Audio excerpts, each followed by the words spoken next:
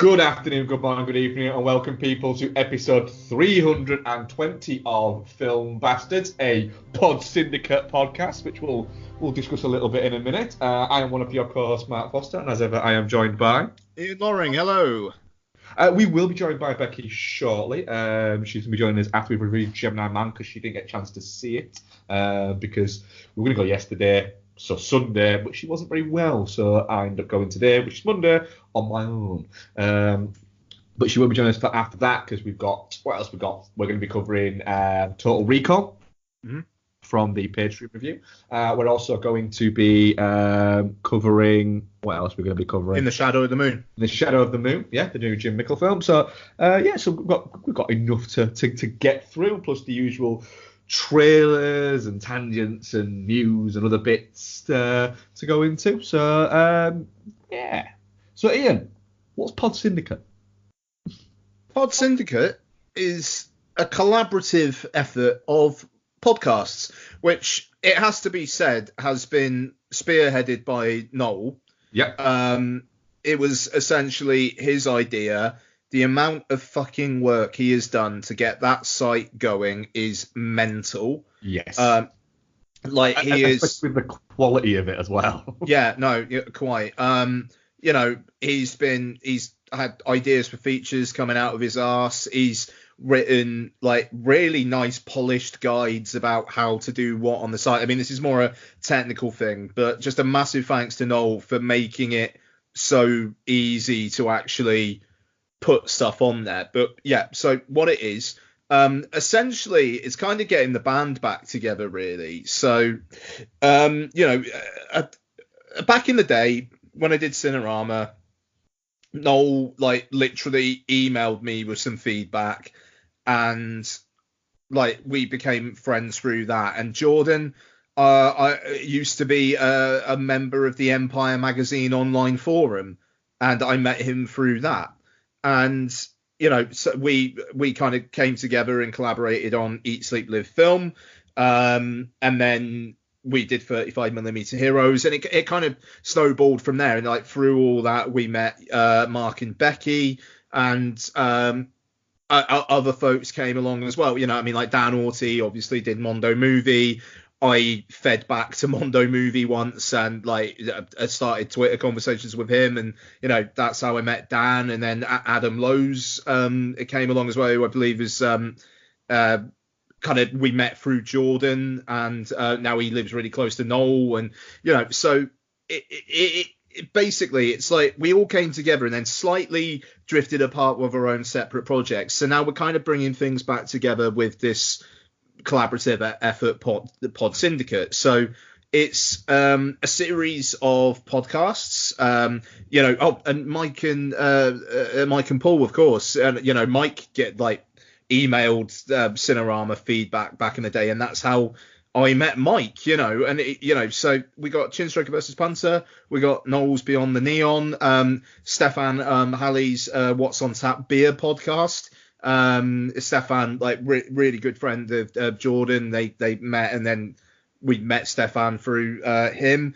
Jordan's podcast, his film Her Movie. God, am I missing anyone? Dan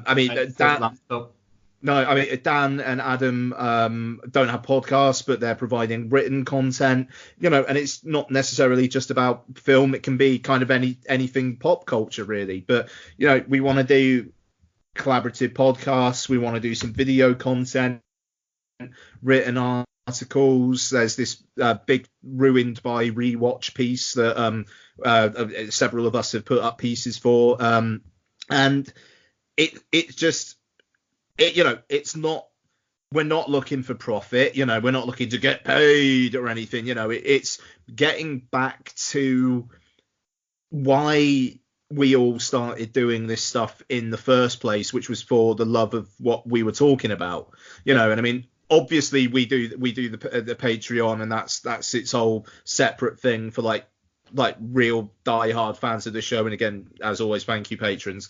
$2 a month. Sorry? $2 a month. $2 a month, and yeah, there's quite a bit. I've recorded my next Ian's Guide to Bondage. That'll be up in the next day or two, actually.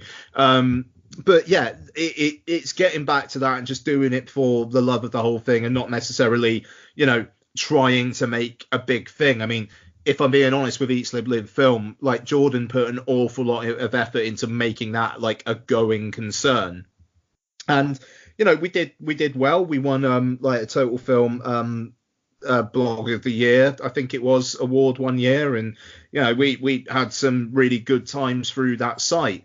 And then Jordan did Verite, and that was, a project which really, I mean, it was not for the want of trying that that didn't last longer, and I mean, it was so fucking good, was Verite. It was fantastic, yeah. Yeah. So, but this is just us doing it for the love of it and kind of just wanting to all get back together, and spearheaded by Noel, and I couldn't be more fucking proud to be a part of it, frankly.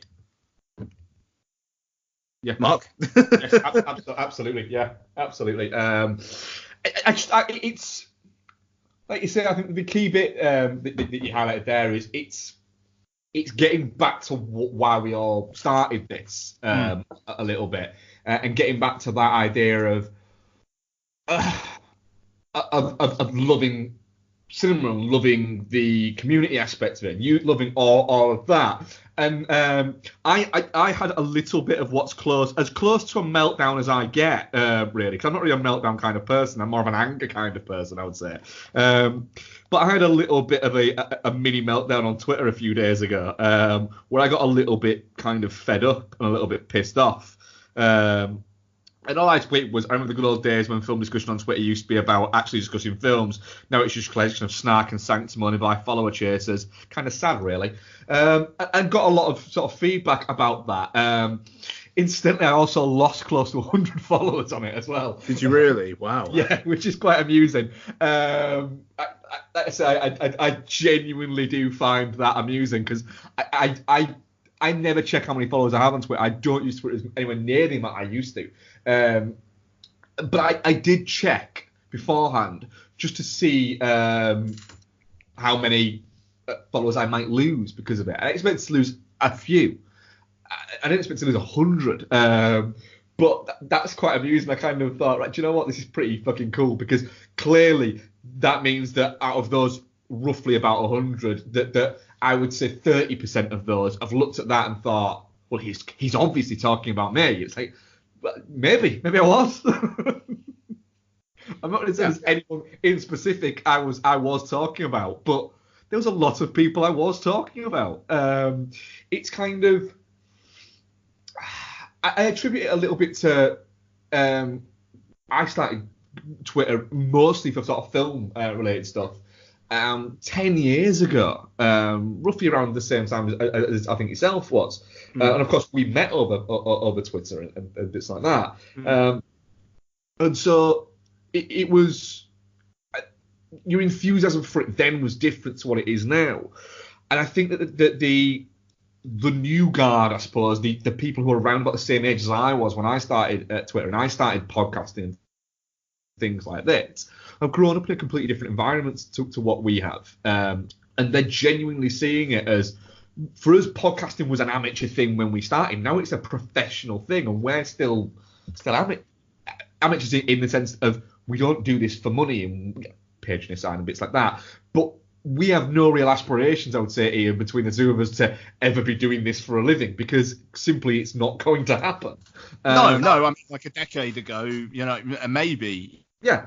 But just no, now it's purely because I want to do it. Yeah, that's it. And I always get prickly when people who blog or podcast or anything like that, or write about film or anything like that, refer to themselves as critics. And it's a little bit like, oh, I'd never refer to myself as a film critic. It's like, do you need that fucking validation of that? And we both of us have attended film festivals on press passes and things like that, and it's like, but I've always kind of shied away from the whole critic thing, because it doesn't feel right for me. And I think that the Pod Syndicate has given us, or me, I think, a little bit of a, right, fuck it, do you know what? I'm going to have a run at this without having the baggage of, I've got to do this, and I've got to do that, and I've got to do this, and I ran to Watch Pile for 3 years as a solo writer and was getting paid by companies to endorse their stuff and bits like that. And it was hard fucking work. And that was the problem, is why I ended up dropping it, because it was just too much fucking work. So it's going to be cool having Noel do all our work for us. It's we are podsyndicate.com. Shit, entertainment landfill. I'm so fucking sorry. Of course. You said it. You said it. Sorry. Yeah. So check out the other podcasts. I'll hold my hands up, honestly, and say I don't regularly listen to all of them, but I have actually started listening to all of them since we've all got together, and they are all actually really quite fun podcasts. Go ahead, listen to them. Check out the site. Noel wrote a great piece on John Frusciante, the musician who most people know as the guitarist from Red Hot Chili Peppers.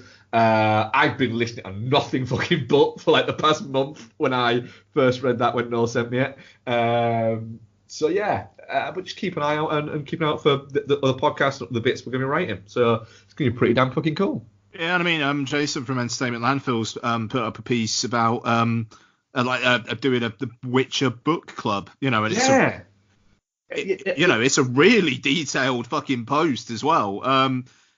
That's great. That's great. Sorry. Yeah. Yeah, it's that kind of stuff, and it's going to be cool. So keep your eye out, guys. So that's that we're going to count as our news section for this week, I think, because what else has happened?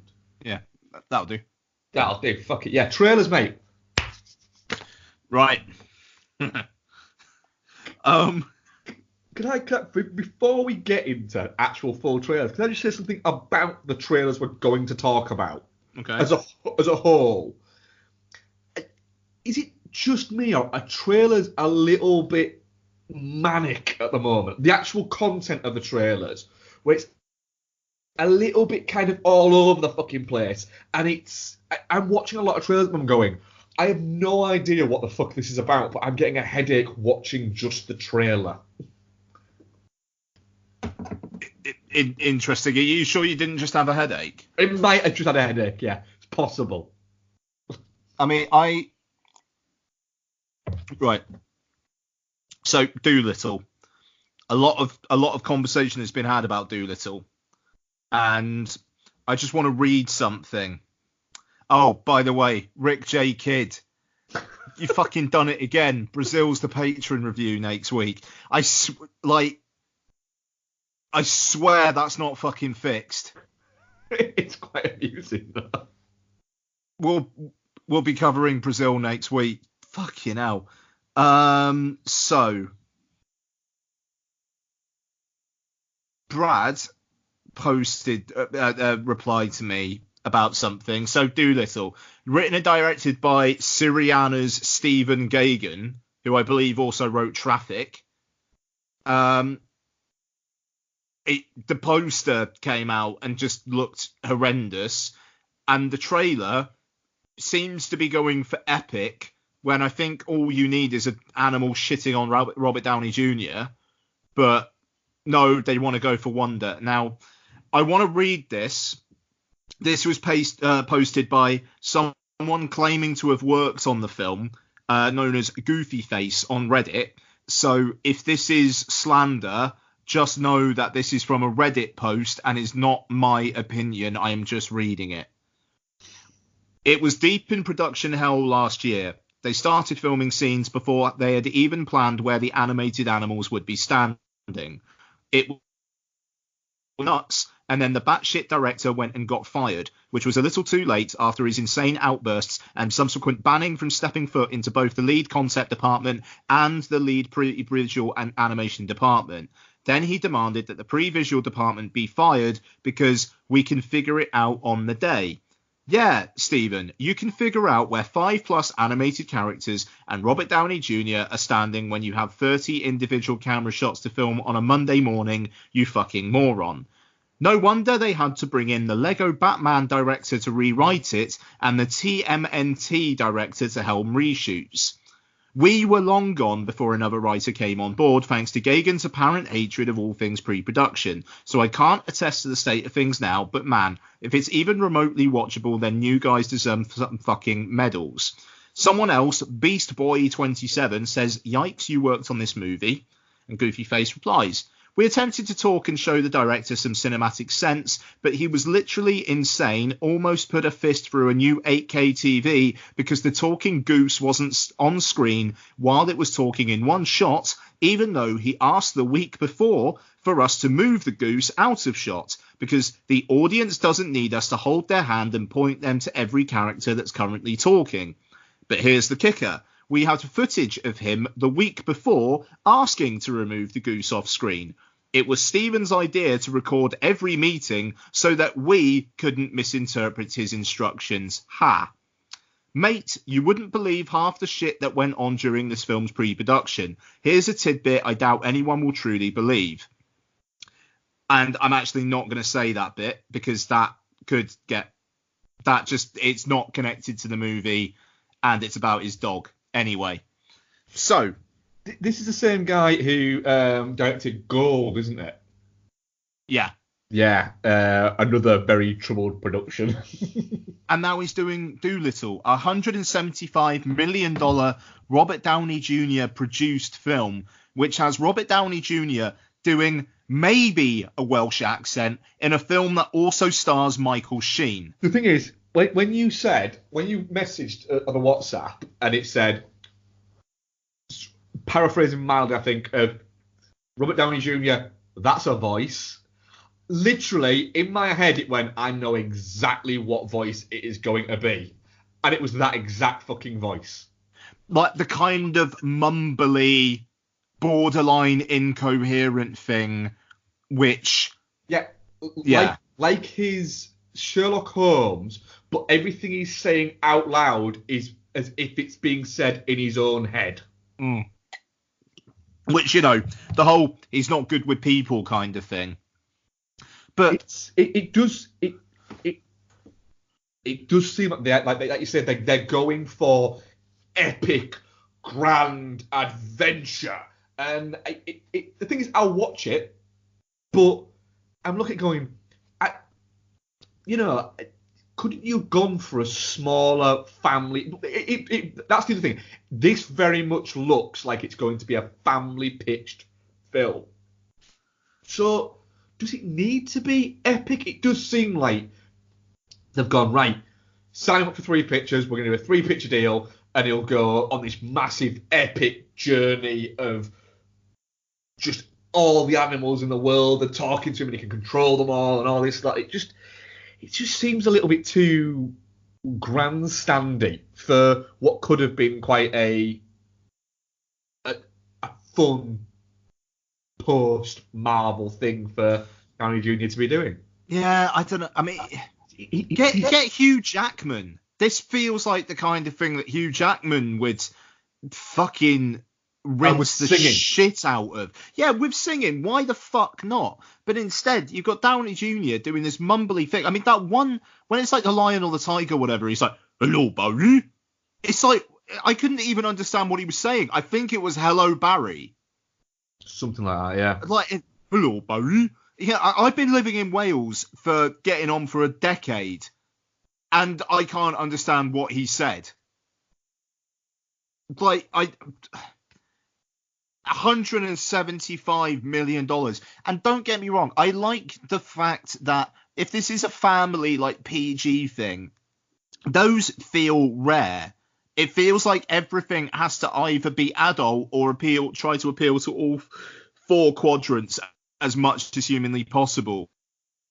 But because Downey Jr.'s in this, you've got that expectation that it is supposed to appeal to fucking everyone. And it's like, does a Dr. Dolittle film have to appeal to everyone? Can it not just be a nice, charming family thing? Like, I want Lottie watching this trailer would probably be like, "Nah, you're all right." Yeah, and she's 5. This is the kind of thing that she's the audience this should be going for, and it doesn't feel like it's doing that. And it's frustrating because, I mean, like, Jesus fucking Christ. So this thing's going to have to make, what, like 500 million worldwide to turn a profit? Yeah.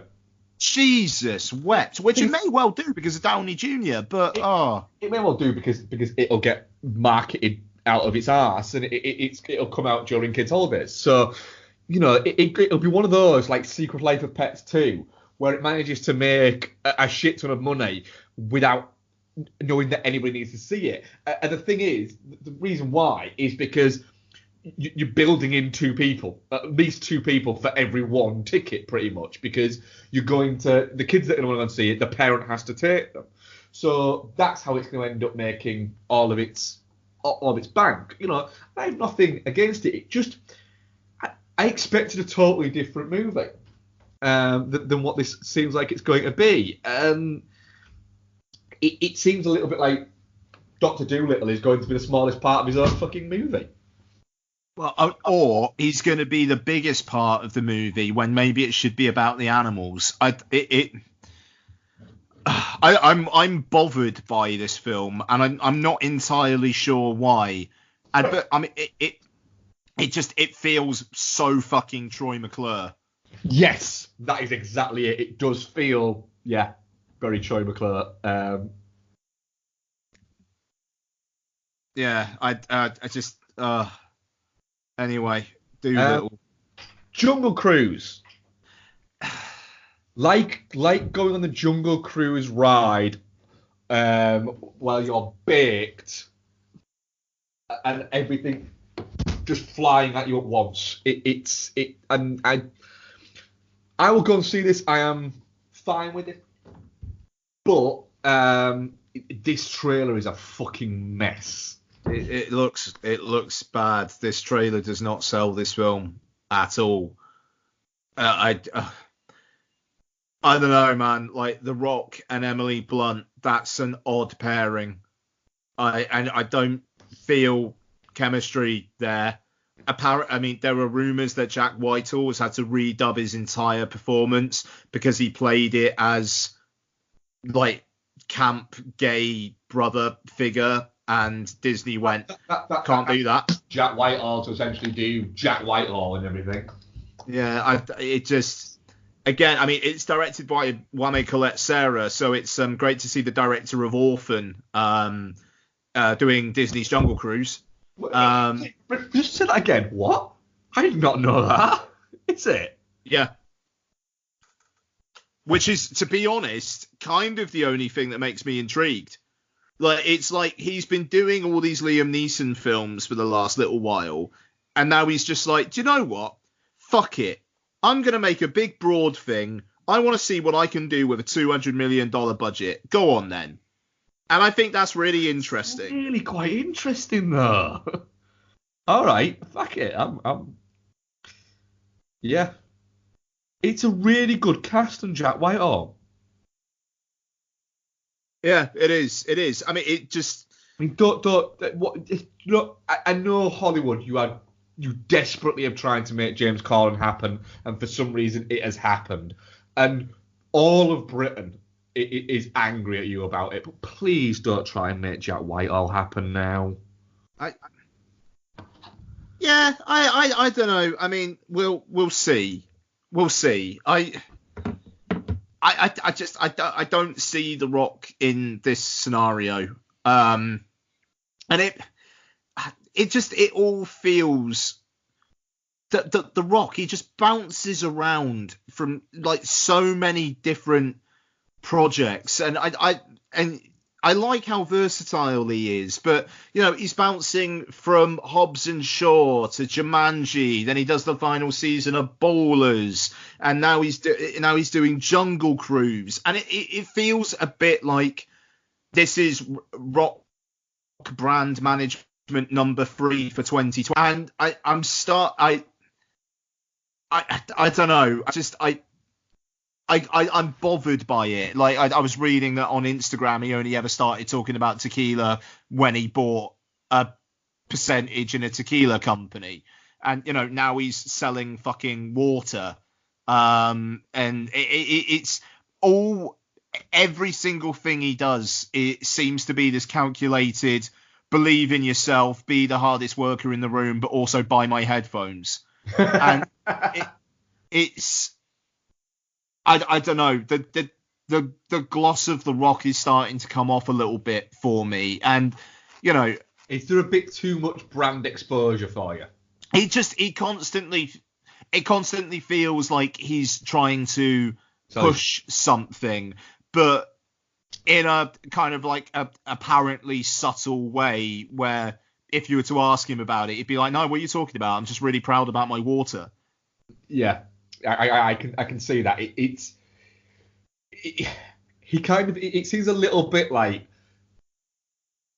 I remember a few years ago, Ryan Gosling took a break because he said he was sick of seeing himself on his way to visit his mother or something like that, because he felt like every time he drove there was a different billboard with his face on it. And so he decided that he was going to take some time out. I know it's very different. You know, Ryan Gosling's a big star. The Rock is a fucking mega star. But it does feel a little bit like we had this with Cruise, and he burnt out a little bit. Not him himself, but people just got a little bit sick of it, and it turned on him, and he's had to come back again. And The Rock just seems like he's gone, right, do you know what? I have worked too damn hard for 20 odd fucking years to get to this point. I am not slowing down for nobody. And all it'll take is a couple of things that don't quite work before the shine of that starts to wear off a little bit. Well, I mean, that's the thing. I mean, he kind of had that in the mid-noughties. He was really struggling to find his place. You know, he did Be Cool and Southland Tales and, you know, things that, yeah, he became a bit of a Disney guy for a while, you know, and I mean, shit, he did the Tooth Fairy. Yeah. But and then obviously with Fast Five, it kind of rejigged things, and he got known as franchise Viagra and whatnot, you know, and which is a great term, don't get me wrong, but he can't be all things to all people. And it's like now he's doing this Disney film, and he wants to be. It seems to be that he wants to be family friendly, but at the same time he also wants to be a badass Hobbs and Shaw guy. And it's, I don't know, it's just chill, Maybe take a year out, you know, get a couple films in the can so you're not completely off the screen for a year. But I mean, how many films has that guy had in the last few years? Because it's starting to feel like just a shit ton. Films in the past, if we go back, let's say, so he's got Fast and Furious, Hobbs and Shaw, Fight With My Family, and Jumanji left to come out this year. 2018 was Skyscraper and Rampage. 2017, Jumanji, Baywatch, Fast 6. 16. Was 2018 not... Oh, no, maybe it wasn't. Did he really only have 2 films last year? Yeah. Yeah, Rampage and Skyscraper. But they were only like 2 months apart or something. Like yeah, they would. Yeah. Yeah. Okay. But then you think about Jumanji, came out very late, 2017, and was a surprise hit. It made shitloads more than they thought it was going to make. That's what it was. Yeah. It was like within 6 months you had 3 Dwayne Johnson films. Yeah. And it's done 16, Moana and Central Intelligence. You know, and I think Fast and Furious, Fast 7, San Andreas, Gem and the Holograms, which is an odd cameo. But then, I think it's been since then. There's been a lot since 2015. It's almost to Michael Fassbender levels. And that's the thing. And Fassbender wisely went, do you know what? I'm just going to fuck it off for a bit. Yeah. You know, I mean, like he was starting to get overexposed, and he took some time out, and it's like, you know, The Rock, just an incredible fucking person. Don't get me wrong. It just, I don't know, man. Like you don't need to conquer every single fucking world, bud. You know, and maybe leave Disney's Jungle Cruise to someone else. I don't know. Jesus Christ, let Brendan Fraser have a career. Well, yeah, there is that. But I mean, I don't know. I mean, it may well be an awful lot of fun. I might well eat my words, and I fucking hope I do. Do you know what? I think it will be an awful lot of fun, but it does. I am looking at it going, this is very The Mummy. This is very The Mummy. Yeah. And The Mummy, when you explain it, it shouldn't be anywhere near as much fun as it is, but it's The Mummy, but the Jungle Cruise version. but it does look. It looks like the Mummy. Someone's gone. What if we had the Mummy and the first Pirates of the Caribbean movie? Yeah, I mean, to be fair, that's a blockbuster formula for success, though, isn't it? It is. It'll be a massive success, and we'll look like fucking idiots. I can't wait to be proven wrong. Yeah. What other trailers you watching, bud? I don't know. Those were the only ones that really came to mind, in all honesty. I'm sure there's some more, but what have you got? The second Charlie's Angels trailer. Oh, yeah. Why not, eh? Yeah, that's it. It's everything I watch of it, I go, this looks crap. It looks really crap. It looks like a movie that was made in 2005. But at the end of it all, I go, still gonna watch it. Do you know what, man? Fucking good on Elizabeth Banks. But because that's it. Wrote and directed this thing, got Kristen Stewart into a blockbuster, which is no mean feat. I really like Naomi Scott. I don't know who the other lady is, but I'm sure she'll be great. Just, God, as I think I said before, I hope it's fun. But because Elizabeth Banks wrote and directed it, I think it will be. That's my thing. The only thing that I have against this film, because don't get me wrong, when I say it looks crap, it looks like a Charlie's Angel movie should look, is what I mean. They should look a little bit crap because they should be stupid fun. The only thing I've got against this is it does seem like they've made a movie to sell a soundtrack to. Because all the trailers at the moment advertise the soundtrack at the end of the trailer more than they do the movie. Yeah, but I mean that's an interesting harkening back to like the 90s, isn't it? I want this film to end with no score, but about 6 different songs from the soundtrack album, like just having a couple of minutes from each one. Yeah. That's, like so many fucking teen-aimed films from the 90s. This soundtrack needs to be music from and inspired by the motion picture Charlie's Angels. Yeah, that's it. I'm actually weirdly looking forward to it. But like you say, it's because Elizabeth Banks is a very underrated person in film of the past 10, 15 years.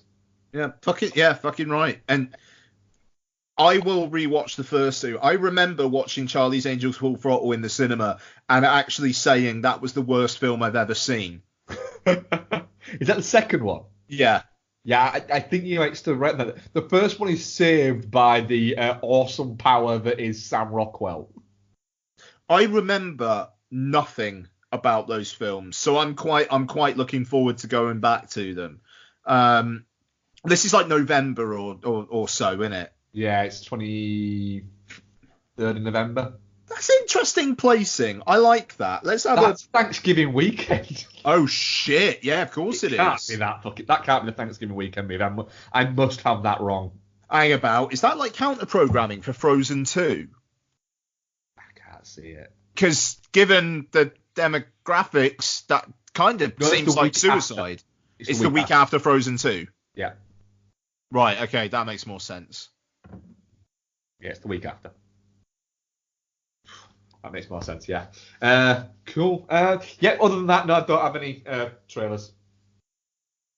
Cool. All right, let's do some Who Will Win, which should have been the tagline for the film. That's very clever, isn't that? Yeah. You're just trying to rattle me. I'm trying to save you! What are you, 23? Hey!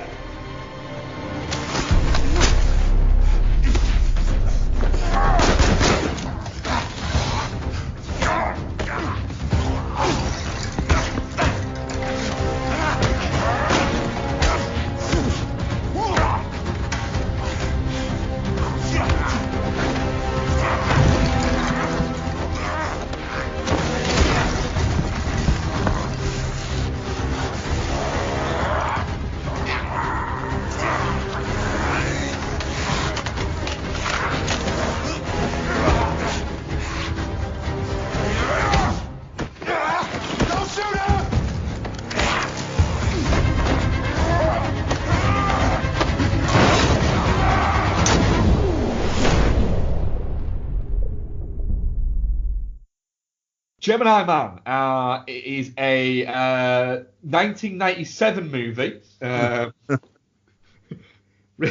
directed by Ang Lee, which stars Will Smith, Meredith Winstead, Clive Owen, Benedict Wong, which I can't even remember seeing him in the trailer, and then he appeared and I went, is that Benedict Wong?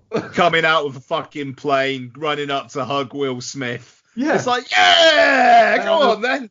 And I'll go into what I thought when Benedict Wong came out when I talk more about the film. So Will Smith plays Henry Brogan, who is an aging government assassin who is betrayed, obviously, by his own government, and then they now have to.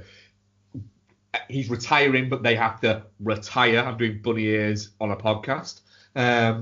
Him because they've betrayed him and he's found out. So who do they send to kill him? Well, they send himself to kill him. All spoilers all the time, but if you've seen the trailer, they send a clone of himself, which they give away in the trailer. And he, along with Meredith Winstead and Benedict Wong, has to find out what's going on, who this guy is, and Clive Owen is evil. Literally, all of that is in the trailer, and that is the movie. Ian, before we get into the actual film, explain frame rates. So, some Hollywood directors have tried to get high frame rate going over the years. James Cameron has talked about using it in the Avatar sequels. Peter Jackson used it for the Hobbit trilogy. I know they gave it a really big push with the first Hobbit film, and I think by the time it got to the third one, you'd be hard pressed to find a cinema daring to show it in high frame rate. And Ang Lee. So Ang Lee had Billy Lynn's Halftime Walk, which I had the 4K Blu-ray of, and that was in 60 frames per second, and it gave the war scenes real immediacy. And I there's a Super Bowl halftime show sequence in Billy Lynn's Halftime Walk, which looks fucking spectacular in 60 frames per second. So Ang Lee has again used this technology for Gemini Man, and there's two types of high frame rate. There's 120 frames per second and there's a 60 frames per second. 120 frames per second in the UK is literally showing in one cinema. It's the Odeon Leicester Square Dolby Cinema version. You've got a lot of other cinemas showing it in high frame rate, but it's certainly not showing everywhere. So I saw it in high frame rate 3D, 60 frames per second. And I will say, first off, 3D is rubbish. 3D just remains shit, even though this was shot in 4K 3D. In terms of the high frame rate, it's real fucking weird.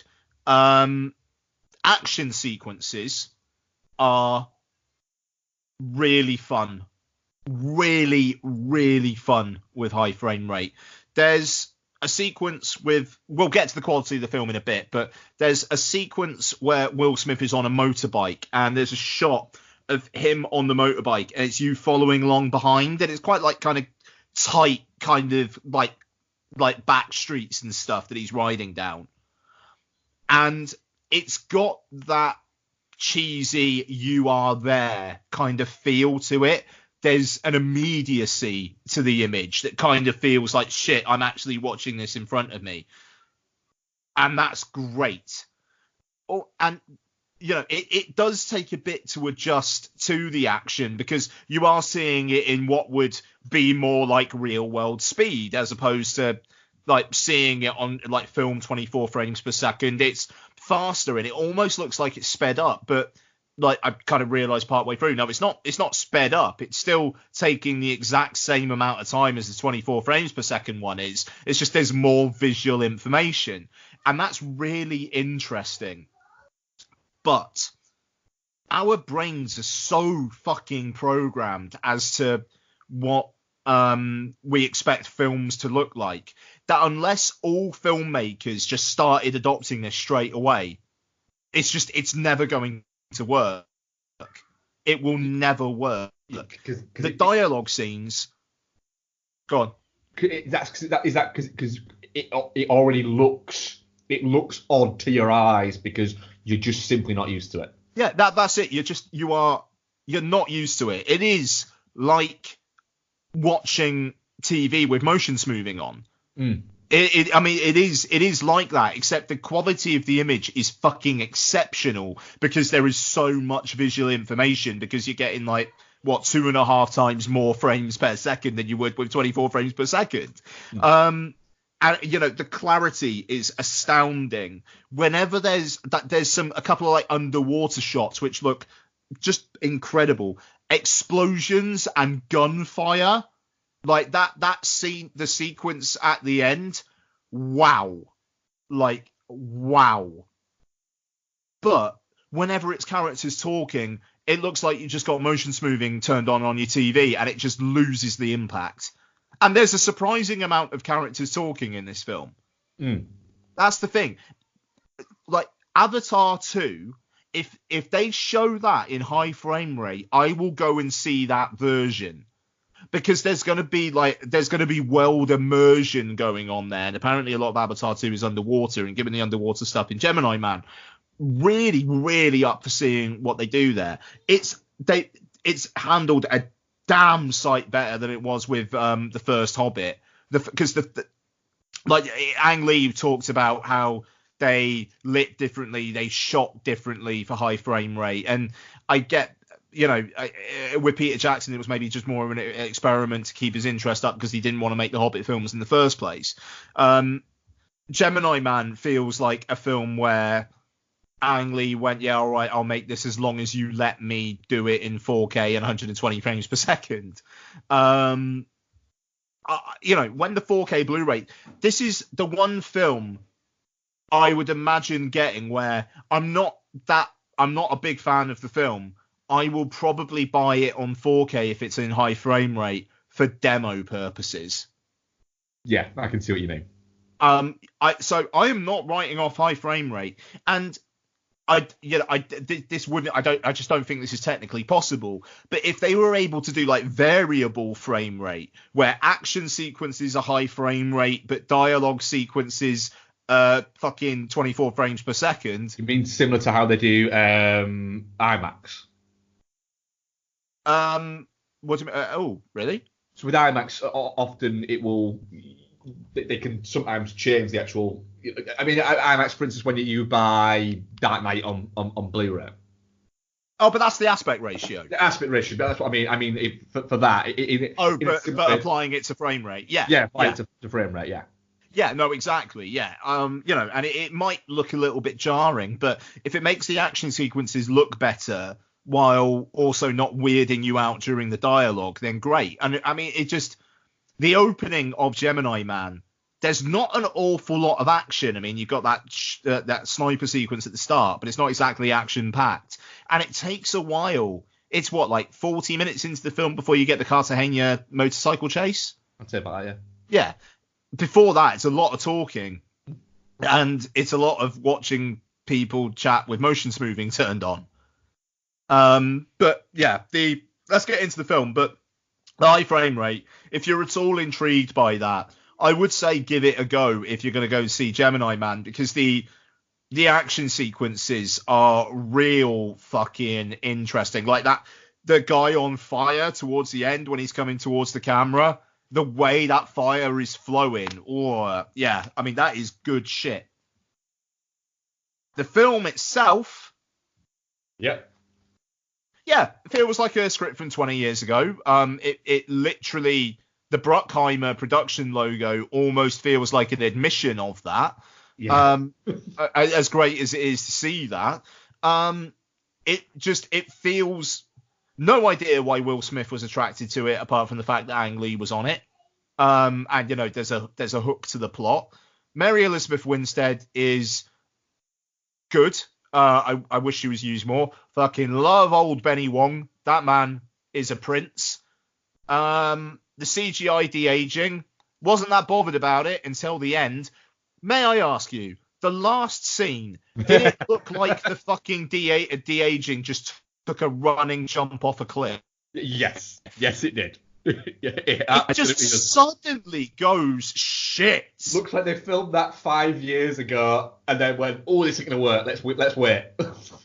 Like, it's bizarre, And though, then- eh? and then Just when- how bad that looks. Yeah, and then when I will say it looks like he's a computer generated character superimposed into a real world movie. Yeah, I mean, oh, it's so fucking weird. But he looks, and the thing is, it's not just nighttime scenes that he looks good in, because the bloody Cartagena one. I mean, like, yeah, he's running around a lot, but it looks all right. Hmm? But then you've got like there's the sequence towards the end where Clive Owen lets the third one go, and it's just this CG character running really fast and jumping up walls, and it's like, nah, gone, looks shit. It's just that there's just moments of the film that break the reality, but then you've also got a film that's kind of not really that interesting anyway. I mean, Mark, I've talked for ages. What do you think? I really liked it, to be honest. Oh, good for you. All right, cool. It's I was a little bit more apprehensive about it than yourself, and than a lot of people. The trailers never grabbed me, and so I was quite sort of worried about going to see it. But I was like, do you know what? If what I get is a late 90s action thriller now, then I'm fine with that, and that's kind of what I got. So 2 seconds. Sorry, I've just got to respond quickly to a work text, so you have to excuse me for just 2 seconds. Yeah. So yeah, that's what I got from it. I really liked Will Smith in it. I like the fact that we got an older Will Smith in it, which I thought was quite cool. In the fact that they very much play on that he's tired and he's a little bit more sensible and he's not as gung ho. And I like the fact that he was playing the two juxtapositions for that. I really like Mary Liz Winstead in it. I want to see her in more because I think she's got a really great energy in films. I like the fact that she fucking kicks ass in it as well. There was one point when I was looking at going, do you know what? Fuck it. If we're gonna get, and I have no issue with us getting this, if we're gonna get a female Bond, she should be in the fucking talks for this because she's great. That's a really interesting idea. Yeah, we keep getting thrown out all of these names. I'm looking going, do you know what? She has the don't give a fuck and the confident stoicism that something like Bond gets with that. She's an absolute badass, but without ever seeming like she's. You don't. When I was watching it, I was going, do you know what? We're getting Mary Liz Winstead, not Mary Liz Winstead, who's been in boot camp training for 3 months. Mary Liz Winstead. Yeah, I hope Birds of Prey does well for her, because it kind of feels like she's been on the cusp a few times and it's never quite happened. Like, I remember in the mid-noughties she was in Sky High and one of the Final Destinations, and then she was in Death Proof, and it kind of felt like, okay, she's building up, and then it kind of just seemed to not happen for her. I think she had to that dance movie Make It Happen, which didn't happen, and it kind of felt like almost like that kind of went, right, you don't know where to be pitched at the moment, and so they threw her at everything and she didn't stick anywhere, and then Fargo seemed to have given her a bit of a new lease of life in terms of, right, well, I'm going to go do this. And she's always felt like quite a picky actress, but I mean that in a positive way. Yeah, in sure. The sense that she's going, right, I'm going to do this, I'm going to do this, I'm going to do this. I'm not going to go down this avenue. I'm not going to go down this avenue. And I think that level of movie intelligence carries her over quite well in this. Plus, she's a really pleasant person to spend time with. So at that point, I was going, do you know what? I'm really enjoying this. I'm enjoying the fact that it's an action film that's really quite relaxed in a weird way. Yeah. I liked that. I liked the relaxed opening of him setting up the gun and bits like that. And it wasn't a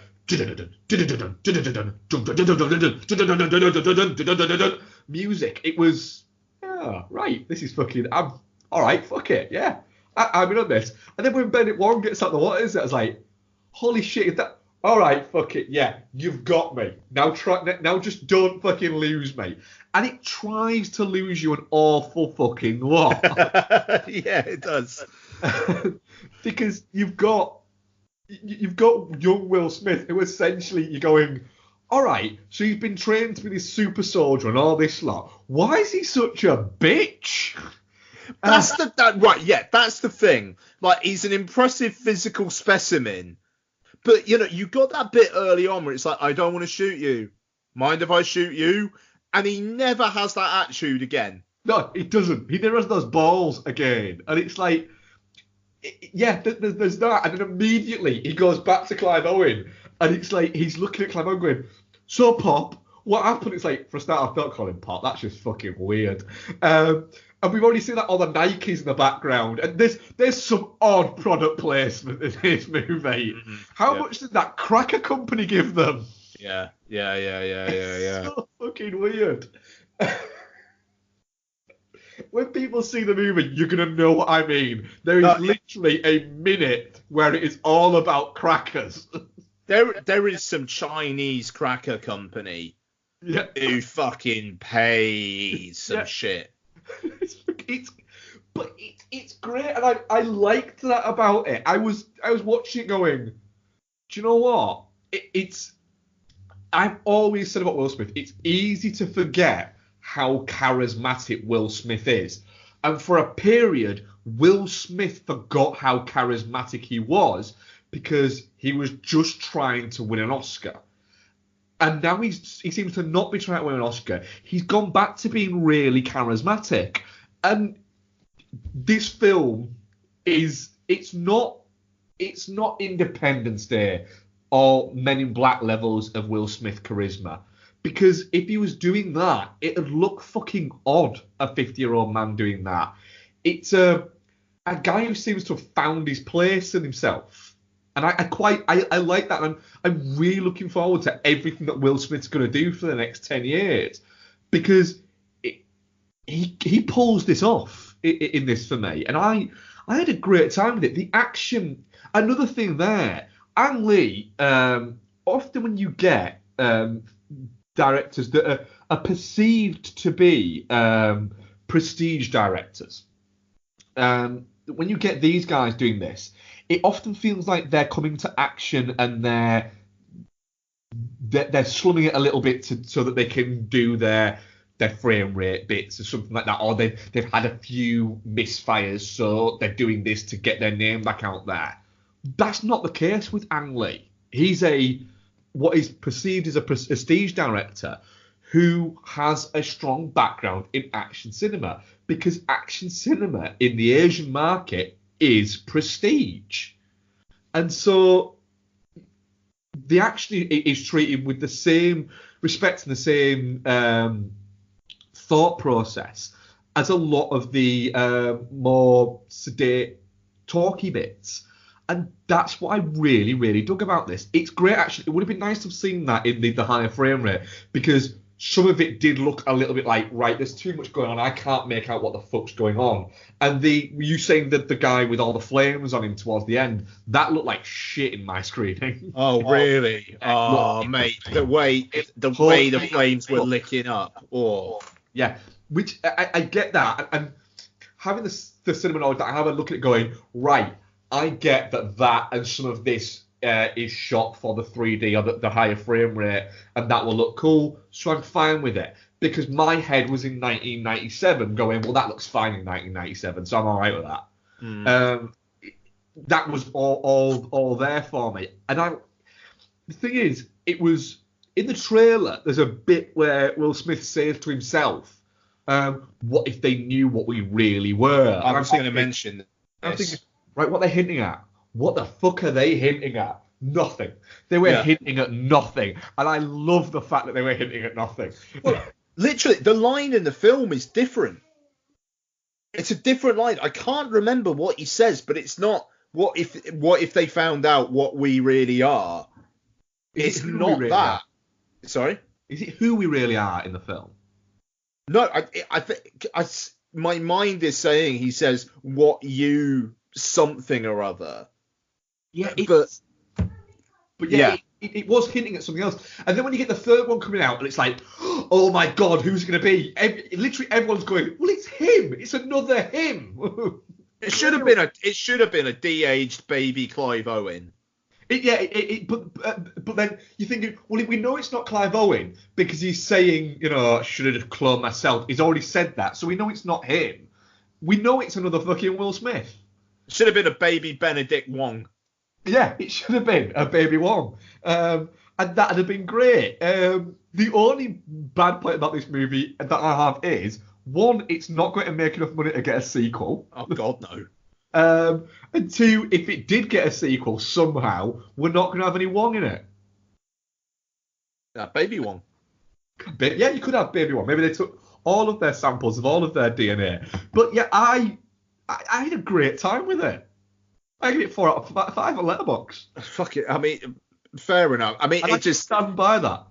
You're in the tank for these films. This feels more like, I mean, shit, man. If it had Rosamund Pike slitting someone's neck, this would have been like the film of the decade for you. So it's quite close to Mark Nip.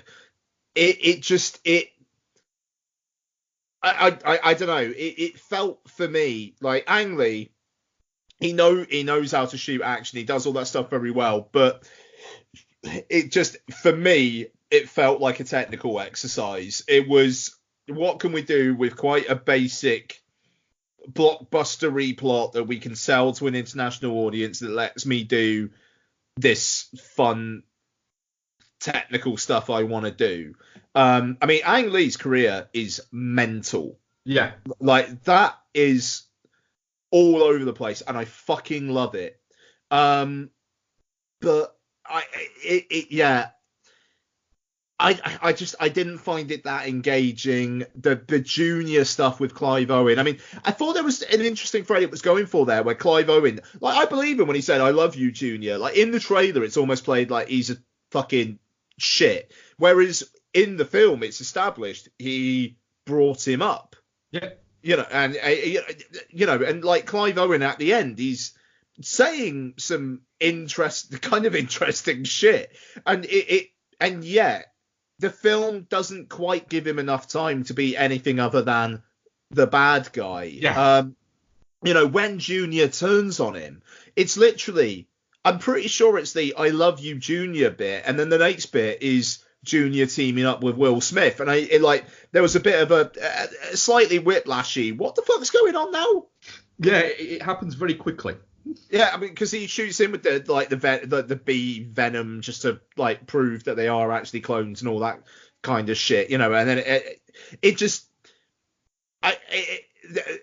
narratively, I just didn't think it coalesced. And I mean, I'm touching cloth on it. I'm not saying it's a shit film, and I'm sad that it's kind of bombed as hardcore as it kind of seems like it's going to. I don't think it deserves that. But at the same time, I wish I could be defending it, and I love that you liked it, and I hope that other people do too. And it's one of those ones where I wasn't that into it, but if someone else is, I'm not going to argue with them. Did Mark like a bad film again? Oh, hey, Bex. No, I mean, I wouldn't say Gemini Man was bad. I don't know if you heard, but I was basically saying if it had Rosamund Pike like slitting someone's throat, it would basically be his film of the decade. If Maylis Winstead, but it did have Maylis Winstead pulling a guy's teeth out. I did like that. I did like that moment. Yeah. When she hands in the teeth, I was like, oh, she's great. The problem is, there's no problem. Your main advert for a film is the trailer, and the trailer was shit. but the film's. No, I thought the film was really good. I had a great time with this movie. But the point still remains that your main advert for getting people to go and see a film is your trailer, and the trailer was shit. So it's not going to get people we to go thought the and see trailer it. was shit. However, the guys that I work with that have seen the trailer all think it looks fucking great. They're all fucking idiots, though, aren't they? Yeah, but that's what I'm saying. So idiots will think it's a good trailer and go see it. And idiots. Yeah, well, is what I gets don't the think that film. was what you were saying, Mark. But the thing is, it's those punters that get you a movie making 500 million plus. This movie isn't going to make that. It isn't. But part of that is because it's not bombastic enough to warrant a 150 million. A lot of that, I would say, a portion of that 150 million that has been is because this has literally been in and out of production for the past 20 years, and they've gone, fuck it, let's write a lot of shit off on it. In that, but I'm definitely not shit. I had a great time with it. I will look forward to watching it. It's one of those films where I will happily buy this when it's like $3.99 on iTunes. Fair enough. Because I will watch it easily enough to warrant the $3.99 on iTunes, in spite of the fact that there is not a shadow of a doubt that this will be on a streaming service forever by, I would say, May. I look forward to watching it for free on Netflix. Yeah. Well, free. I look forward to purchasing it on high frame rate 4K when it is a tenner. Yeah. But our audience poll, definitely not shit, 50%. Touching cloth, 0%. Shit, 25%. And Geostorm, 25%. I can understand Geostorm. I can understand Geostorm, absolutely, in that. Fair enough. Yeah. I can make peace with that for sure. Right, I'm going to grab a drink and go for a wee. Do you guys want to do some what we've been watching or something? Yeah, absolutely, we can do. Beck, I'll let you take one of these because we've been talking for ages. You just joined us. Of course you have. Go. Don't just leave me on my own. I need to go for a win. No, you can't just leave me on my own. Okay, so we decided that it would be a really good idea to watch the Meet the Parents trilogy, I guess. Mark, you watched Meet the Parents without me, didn't you? Yes, he did. Mark can talk about Meet the Parents when he gets back. I watched Meet the Fockers and Little Fockers for the first time. Enjoyed both of them, to be fair, far more than I enjoyed Meet the Parents. I really, really disliked Meet the Parents.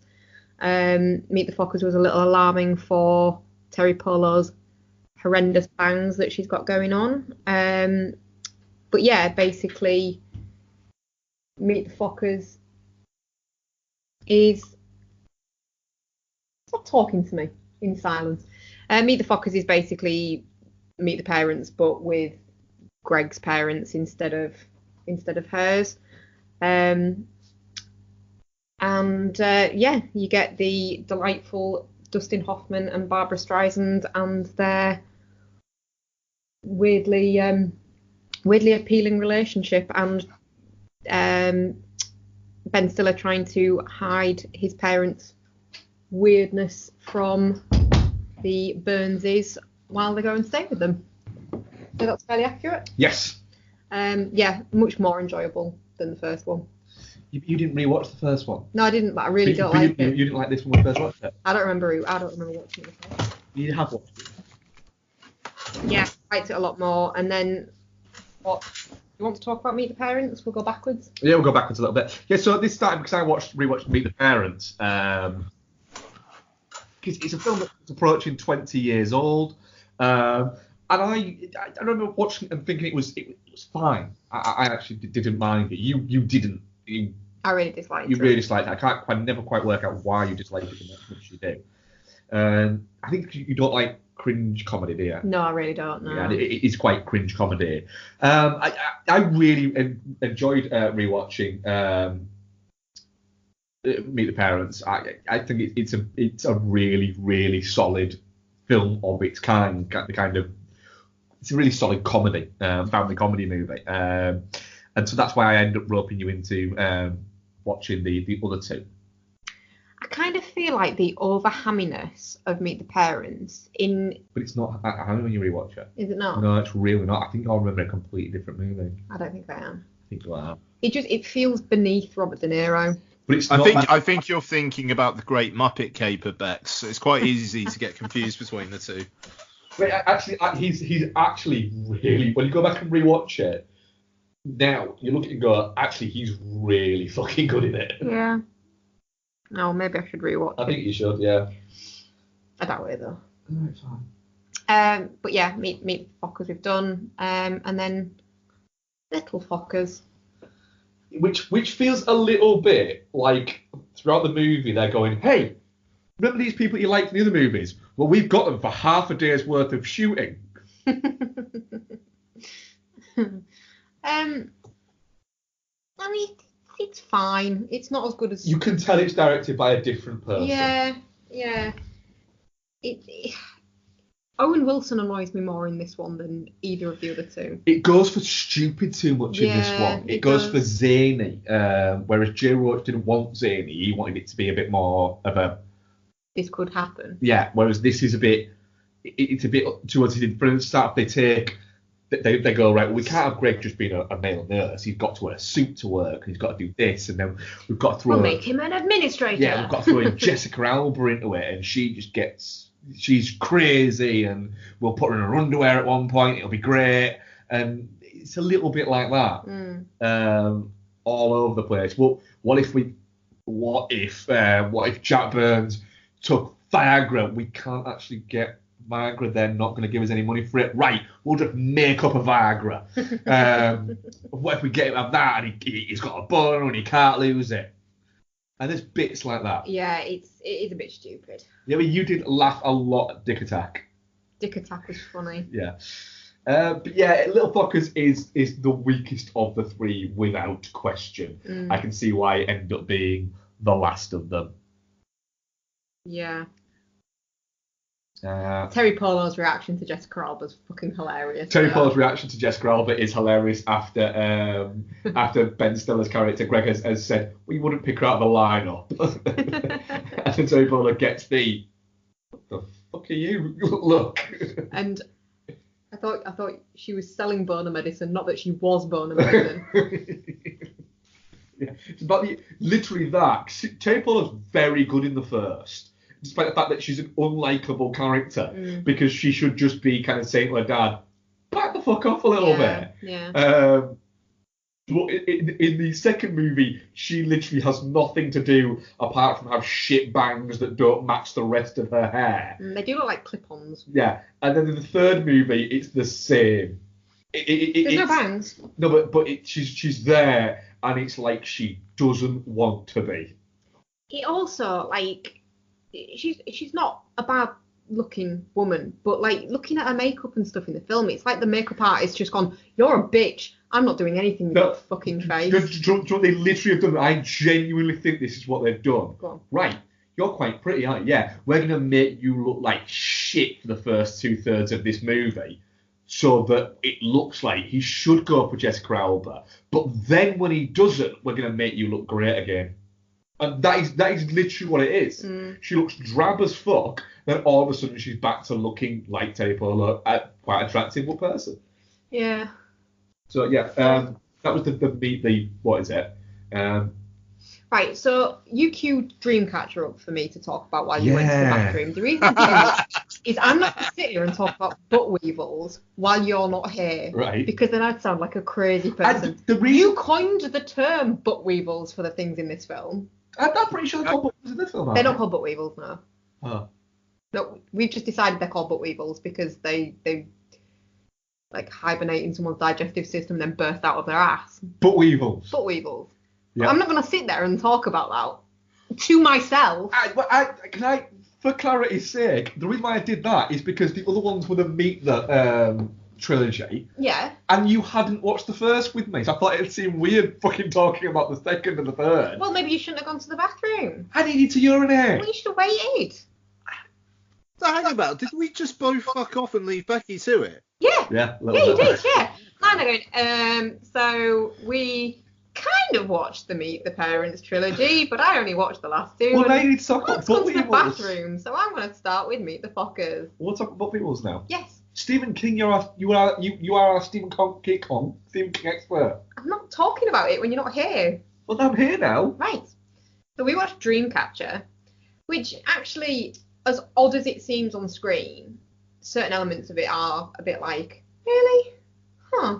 That doesn't seem like something that'd be in a Stephen King book. That's quite, like, farcical. But it is quite accurate from what I remember to the book. There is Butt-Weevils in the book. No, I would think that Stephen King would write about Butt-Weevils. I would have thought. I would have thought that would have been something that Kazdan would have just gone, I know better than Stephen King. I know what's scary. Butt-Weevils. And to be fair, they're fucking terrifying. I mean, they are pretty terrifying. Slugs with teeth that come out of your ass. More like eels with teeth, I'm not as scared of eels as I am slugs. right?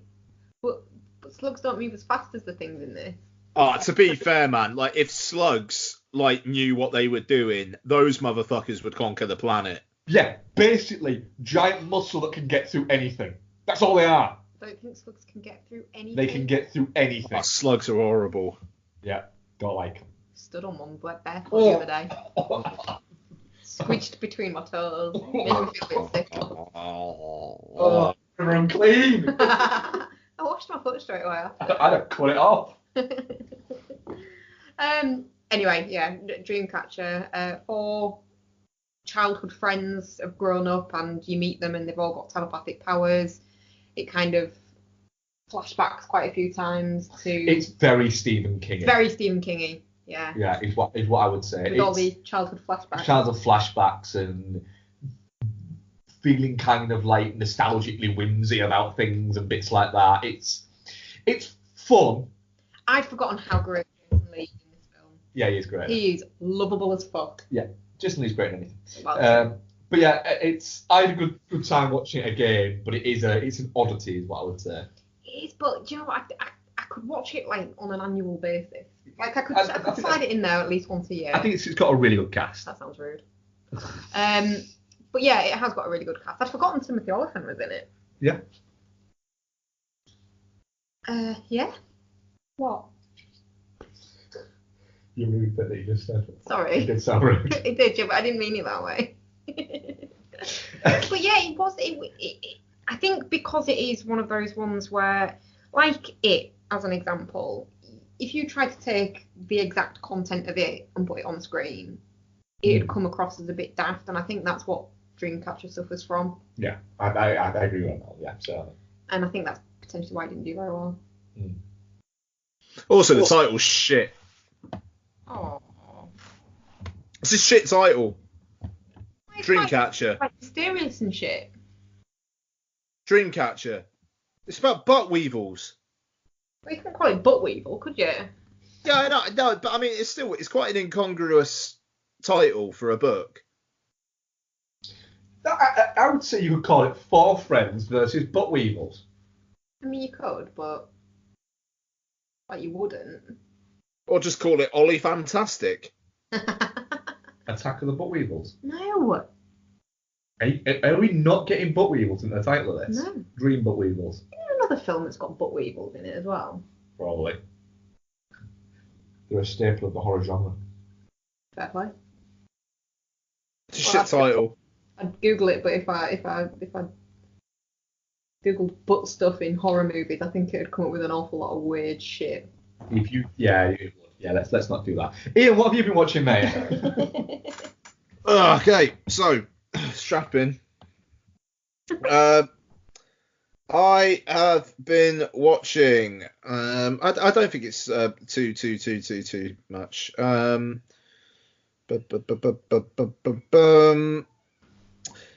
God, that was fucking ages ago. So on the 1st of October, what's the date now? the 14th, on the 1st of October, I watched Don't Let Go, which is a Blumhouse Tilt production. So Blumhouse Tilt is basically when it's even kind of lower budget than Blumhouse. Or at least, I don't know. It's interesting because the two Blumhouse Tilt films I remember having seen are Upgrade and this. And they're quite high concept-y, sci-fi kinds of things. And it kind of feels like it's more their low budget genre, but not necessarily horror division. So this stars and is produced by David Oyelowo. And basically he plays a cop whose niece, played by A Wrinkle in Time's Storm Reed. She's better in this than she was in A Wrinkle in Time, but that's not hard. Was a Blumhouse Tilt one. I knew there was another one. Which one? I think it was Blumhouse Tilt. Was it really? Yeah. All right, well, there goes my theory then. Yeah, I don't know. It's weird. It kind of just seems like they're... Because a lot of Blumhouse films are really low budget. I wonder what... I want to look into that. I want to look into the difference. Anyway, I won't do that now. So basically, he's a detective. His niece is played by Storm Reed. She's been having some issues with her family life. Her dad, played by, should have won Best Supporting Actor for If Beale Street Could Talk's Brian Tyree Henry. That's what I'm calling him now, damn it. She's having some trouble with her dad, and David Oyelowo goes to her house one night and finds her dad and his wife murdered. But then, a couple weeks after, he gets a phone call, and it's her. And she doesn't seem to know what's going on. And it turns out that she is calling him like a few weeks into the future. So he basically tries to solve exactly what happened and tries to stop her murder through phone conversations with her. Interesting sounding plot, that, yeah? Yeah. And it's a really fucking good little film. Oh. It would have pretty much disappeared from UK cinemas at this point, but David Oyelowo is fucking brilliant. I love that guy, and he's really good in this. He makes this interesting stuff, does that guy? He does, you know, and he like I say, he produced this, so he obviously he had a creative hand in it, and it does feel like a Blumhouse really low budget thing, and he's in it. Wow, really? But he's really committed, and it's this interesting mix of like high concept sci-fi and police procedural. You know, Alfred Molina turns up in it as like his captain, and there's this whole kind of convoluted, like, who can you trust kind of thing going on within the police, but it's tied down by Oyelowo's relationship with Reed, and there's some really interestingly staged sequences where they're talking to each other on two different planes of time. It's a spoiler alert, he tells her at some point that he's in the future.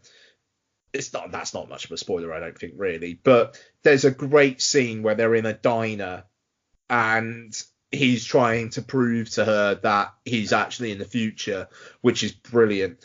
And then the ending, it builds and builds and builds so well. And you've got these two characters doing these things on these two different planes of time, and how it kind of how the one plane of time affects the other.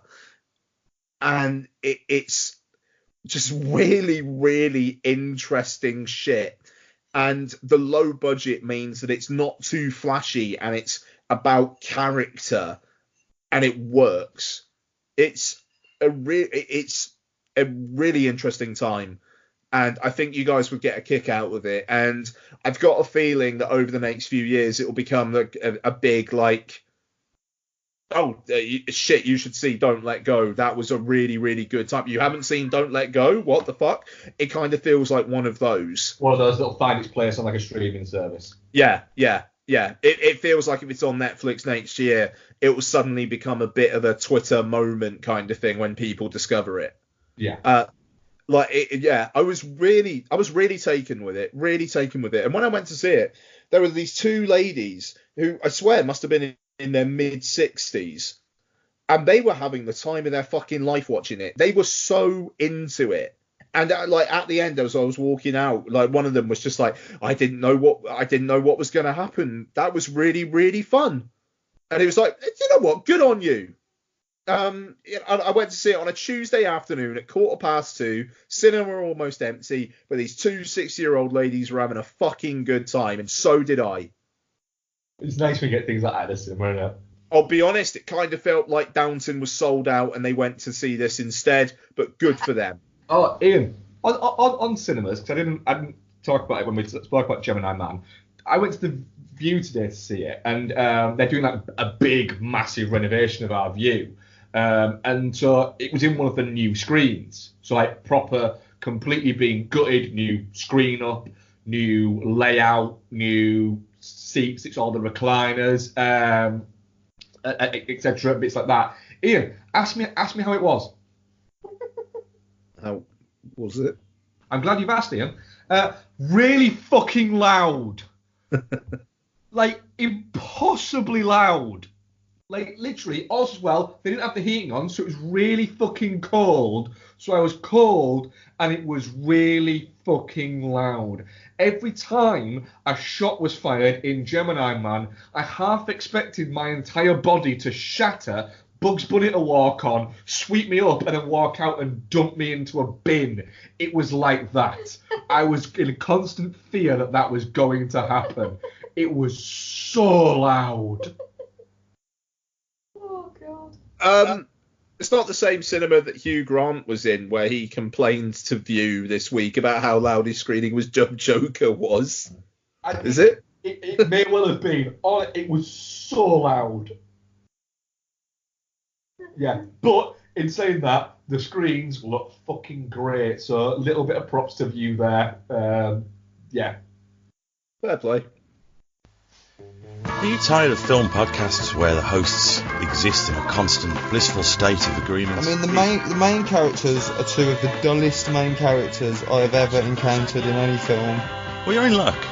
Let me introduce you to Chinstroker and Punter. One is an ex-film student with a penchant for David Lynch and art cinema. The other is a man on the street. Listen in perplexed and horrified terror as we tear apart one film a week. It just really It's isn't. not visually striking. No. Just getting confirmation. It's just that's the third time though. I mean, is this on? You can find us at csvsp.libsyn.com. So come and share the victory. If you could fuck any man in film, who would it be and why? My answer is Lance Henriksen. Oh! He wouldn't tell. He looks like somebody.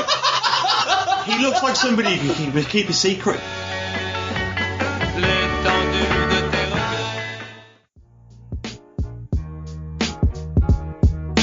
The Mulberry Boys every Friday night on the show. You better know they keep it tight. ETL is back and the J-Strom's in the zone. Introduce the co-host, he doesn't do it alone.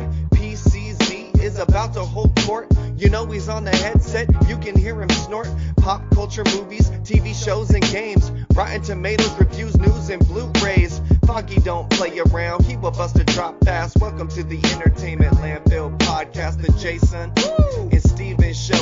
It's the Jason and Steven Show. What? The Jason and Steven Show. It's the Jason and Steven Show.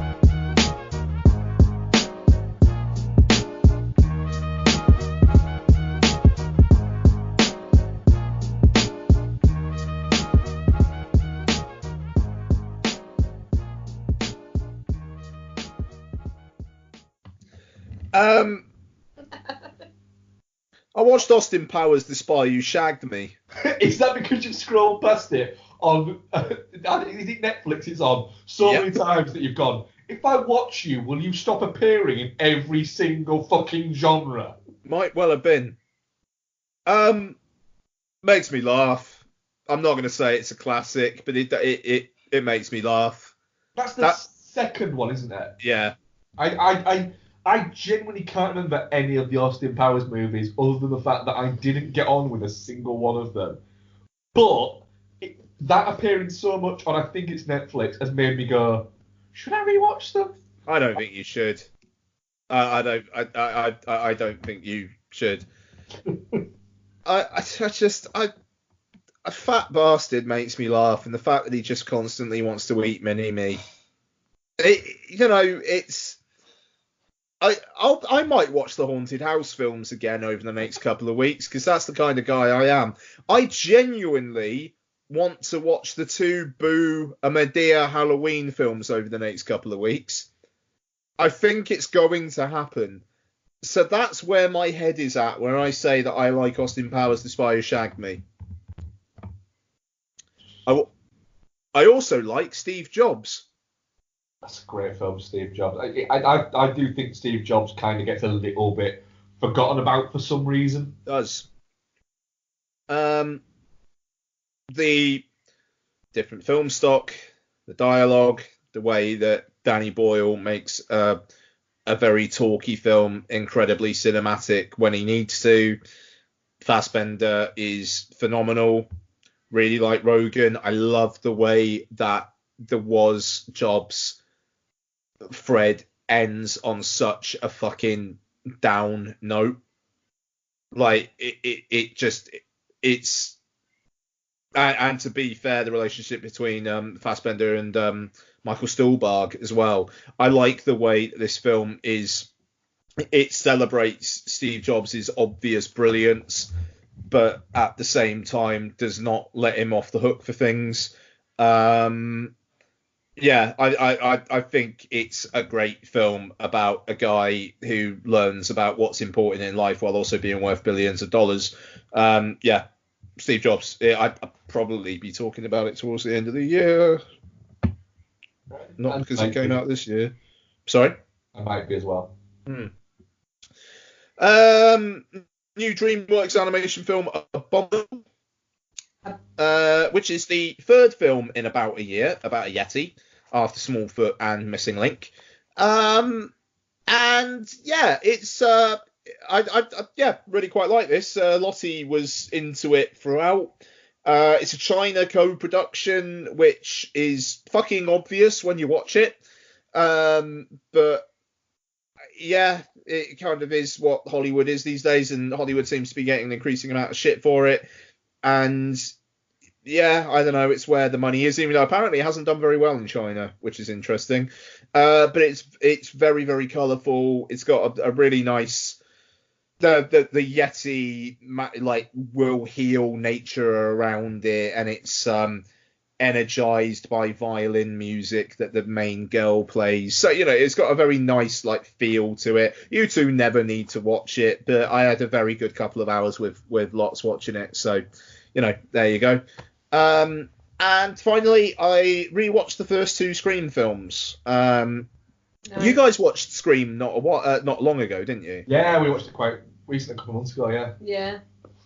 I fucking love Scream. It was my big, like, I was that, you know, when Scream came out, I was like 11, 12. So it was kind of my big horror franchise kind of growing up through my teen years. And maybe that colours my perception of the films. But Scream, it's super sharp and it's super clever. And I noticed this time around the way that Marco Beltrami's score references other horror films that are talked about within it. Like there is a very Halloween piano at one point, and there's and there's a chunk of Friday the 13th in there at one point as well. There's an Elm Street one as well. Yeah. So yeah, it's brilliant. Is Scream? It's been spoofed and parodied so many times now that it's a little bit kind of it's been cheapened by people's referencing to it. But when you actually go back and rewatch it, it is really fucking good. I mean, and one of the things I'm most impressed by it is the fact that Skeet Ulrich, right from his first scene, is playing a fucking scumbag. but the evidence in the film so overwhelmingly points to him not being the killer. But when it happens, so, you know, like the whole he's in jail when the killer calls, and obviously, you know, him being fucking seemingly knifed after they have sex. And yet, when you know every single fucking scene that he's in with Sid, it's this early toxic masculinity thing where he's constantly belittling her in order to get what he wants. You know, early doors, he's talking about, you know, I was watching Nightmare on Elm Street, but no, I was watching The Exorcist, but it had all the good parts cut out, and that reminded me of us. You know, and it's like the PG-13 relationship, the PG relationship thing. It's so scummy, and he's styled as like Johnny Depp from Nightmare on Elm Street, but like 20% more dirtbag. Yeah, that's exactly it, actually. Yeah.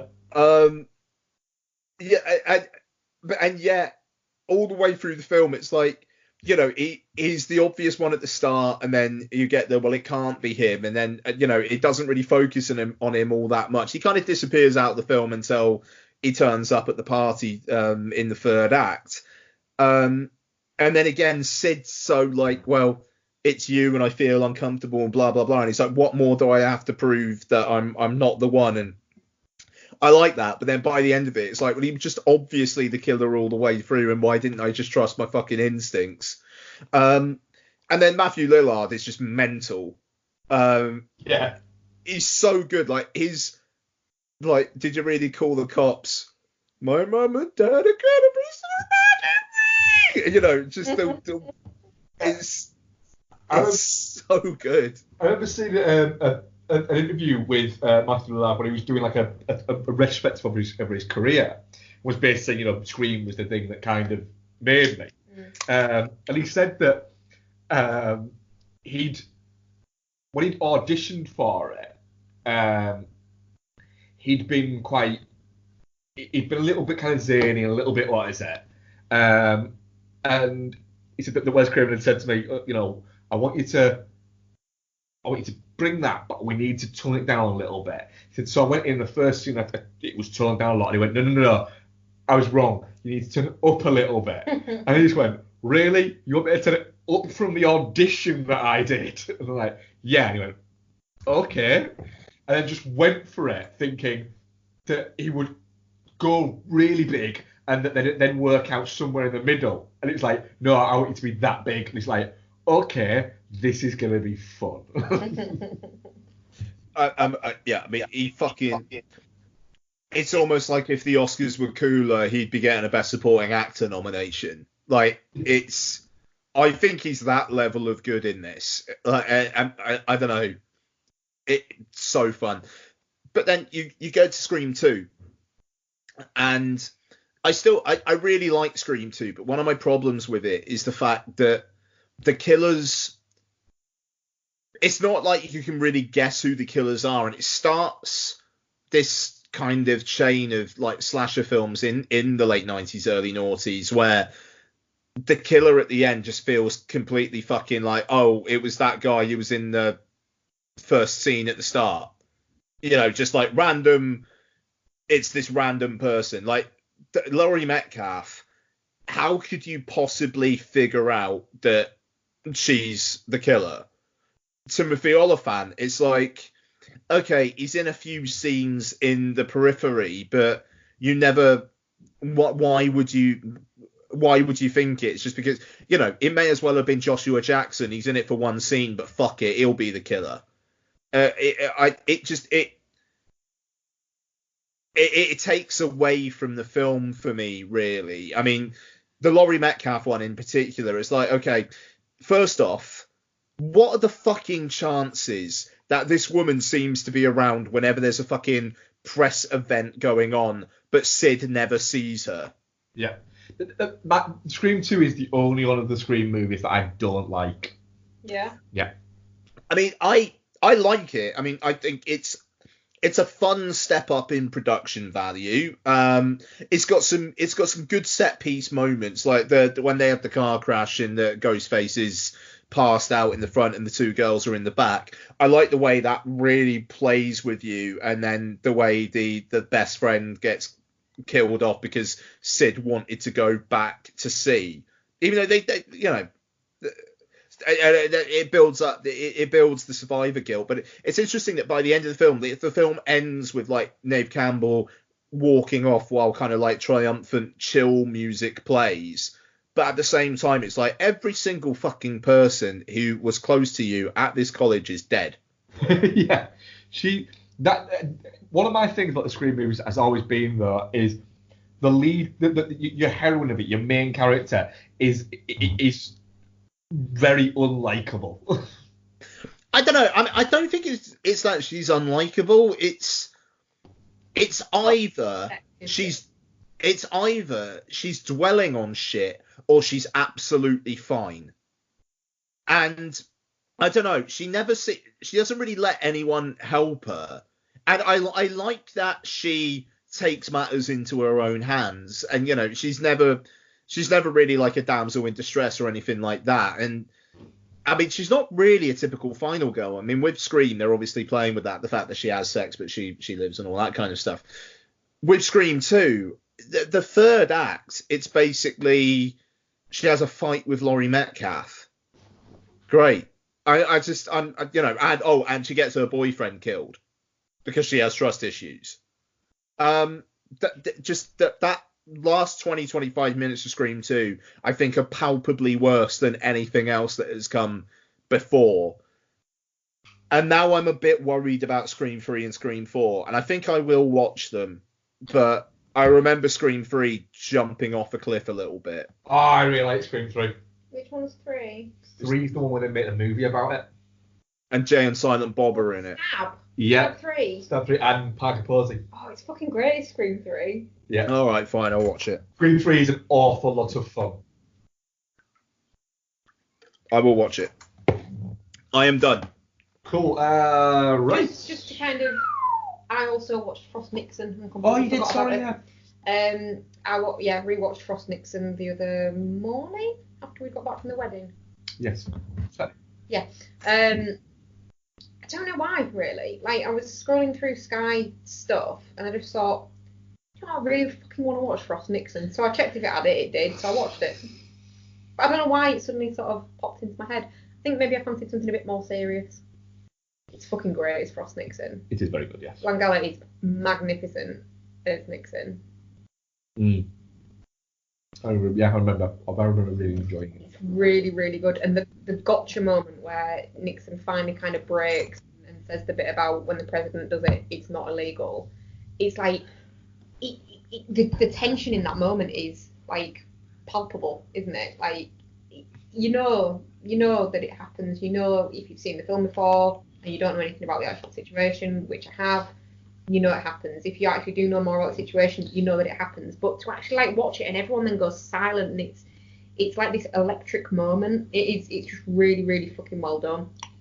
It is a really well made movie. Ron Howard is very good. Yeah, it's just brilliant. I know you're really upset that there's no headless body of Agnew in it. There is no headless body of Agnew in it. Which you just say and you don't go, it would have won Oscars if Headless Body of Agnew was in it. Right now, everybody who has not watched Futurama has no idea what the fuck we are talking about. And apart from that, I've just been playing an alarming amount of The Last of Us. Well, can I just do a little bit on computer games very quickly? I know because we've still got 2 films to talk about. Go on. But, so... Is it about a proper computer game or FIFA? FIFA. So I've been playing FIFA Volta, partially because FIFA released the game and career mode, which is the mode I usually play, was completely fucked and was buggy as hell to the point of where, for instance, Man City were playing their 3rd string team for most of it, and some people had seasons that were going on for 75 games, etc. It was just fucked. They've done a patch now, and apparently it's all sorted, apparently. Mm-hmm. But I've been playing Volta. A lot of fun, Volta, I will say that. The story mode's quite short, but there is still games to be played in it. But what I want to talk about is, in Volta, you have Volta players. So players that you can acquire by playing their team and beating them. It only has a set amount of players, so they're often repeated throughout it. Mm-hmm. And so I'm just going to say, for instance, I acquired a player who's called End in the game. But his full name, bear in mind, this is a stock player. You can change his outfit, you can change the way he looks, everything like that, but you cannot change his name. Do you know what his full name is, Becky? I do, Matt. Yeah, you do, don't you? What's his full name? His name is Bellend. Bellend, yes. His full name is Bellend. That is a stock player. No, I thought that was weird, but thought that it was kind of quirky. And, it's one they've snuck through, so fair enough. And then I get to another player that I acquire who's called Mia.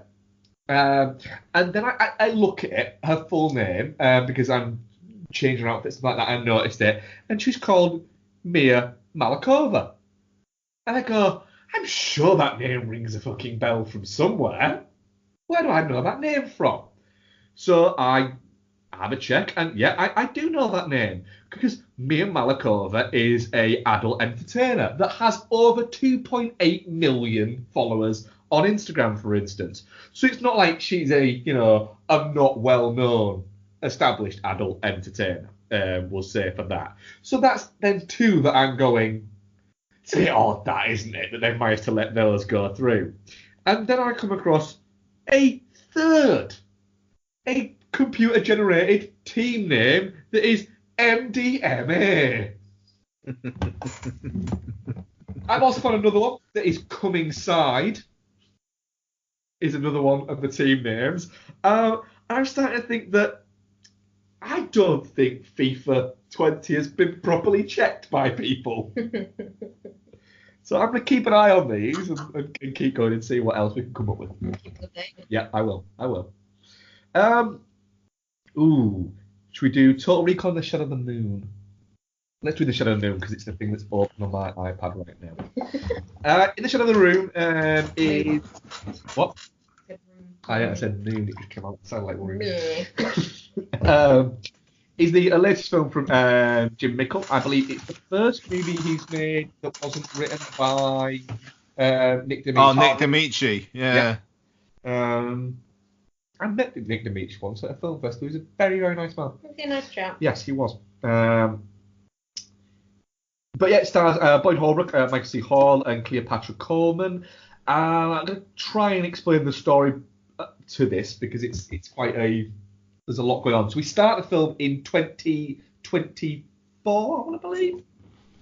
Very, very briefly. Yes, very, very briefly, and then it flashes us back to 1988. Boyd Holbrook plays Thomas Lockhart, a beat cop who has aspirations of becoming a detective. He is partnered up with Winston Maddox, played by Buckham Woodbine, and some mad fucking hair that he's got going on in the early part of it. And they're called as you've got a group of people who seemingly unconnected, who all start dying by bleeding out of all of their facial orifices.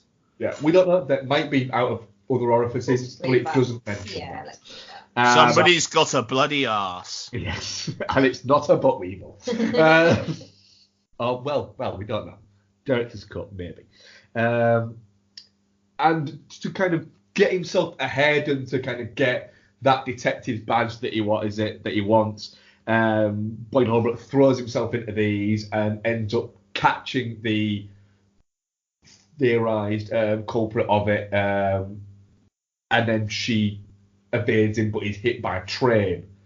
Fast forward 9 years, what would you have it? These things start happening again. You're missing out the bit about her referencing stuff from his life. Let's get into that. All right, okay. Don't give too much away. All right. And she's back again, but what the fuck? It's the same person that was dead 9 years ago. Ian, thoughts on In the Shadow of the Moon? I think it's Mickle's best in a bit. In fact, I think it might be his best film. Properly, what the fuck is actually going on? Excuse me. Sorry. Bless you. Thank you. Properly twisty, what the fuck is going on plot, which I'll be honest, I didn't quite grab what was happening until relatively late going. And turns into this lovely little tale about a man who is obsessed by a thing and learns right at the death that he should be obsessed with more family matters. I think it's well staged. Performance is great. It was a shame to see Bokeem Woodbine check out the film as early as he did. I had a really good time with it. I mean, let's get into it. What did you guys reckon? What do you think, Bex? I really enjoyed it actually. I thought it was an interesting enough storyline. It was a bit kind of a little bit hokey at points, and the ending with it being who she was a bit like, oh, really? I thought it was going to go somewhere more interesting than that, and the weird little tank thing that she was using to travel through time, that was a bit rubbish. What, the thing where it kind of looks like she basically has to drown herself? Yeah. I feel like it'd been very much kind of grounded in reality with a supernatural twist, and then it just shoves it in front of your face. Twist. Yeah. It's not supernatural. You know what I mean? Sci-fi twist, and it just kind of shoves it in your face, like, and I don't know. There's bits of it that kind of made me go, oh, do you know what? You were doing better than that. But overall, I really, really enjoyed it. I thought it was a really good story. I thought all the performances were really good. I like seeing Boyd Holbrook and stuff. He's very much that guy out of that thing, isn't he? He looks like he should be skin job number 4, but somehow he managed to cut himself out of the skin job suit and be an actual proper actor. They really lean into the kind of crazy people look like hobos thing, don't they? They really do. I like Jim Mickle as a filmmaker. I really liked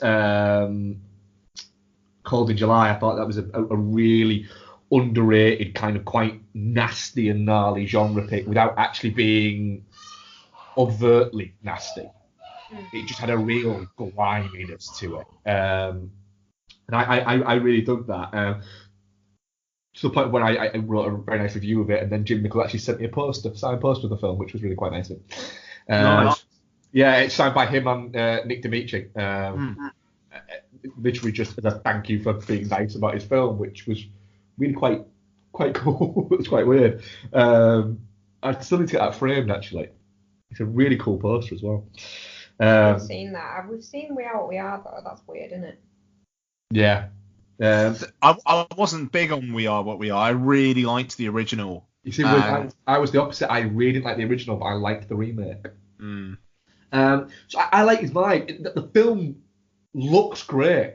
There's some really fucking striking shots, and Jim Mickle can use colour really, really well in terms of like his palettes that he has on there. So he sets up the 1988 bit feels very.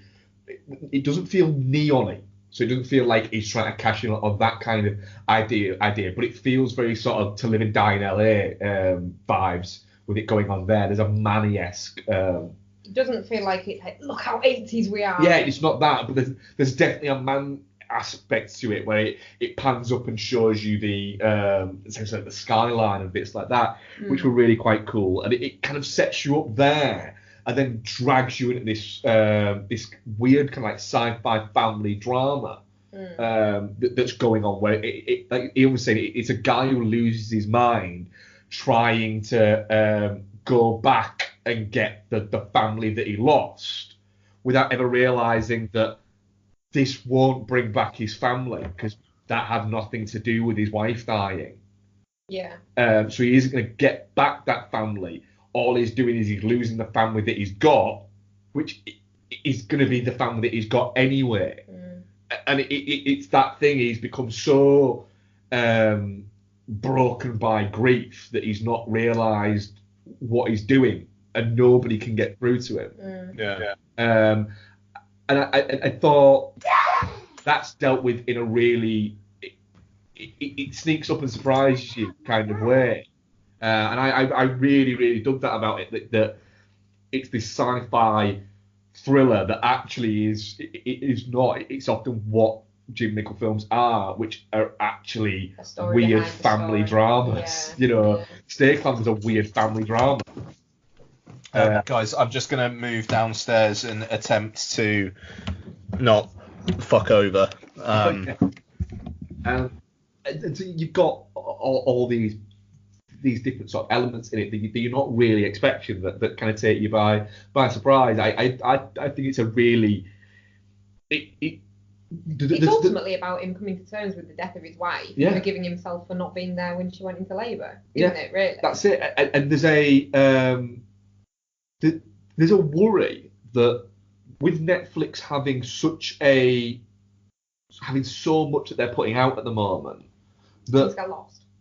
Yeah, things will get lost in the sea of everything, because the right.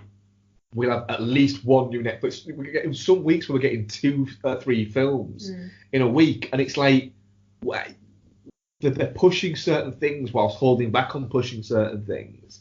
And it does seem like we've got. I had it last week. I had one day where I had 3 notifications of new Netflix movies that were arriving in one day, and it's like, whoa, what the fuck?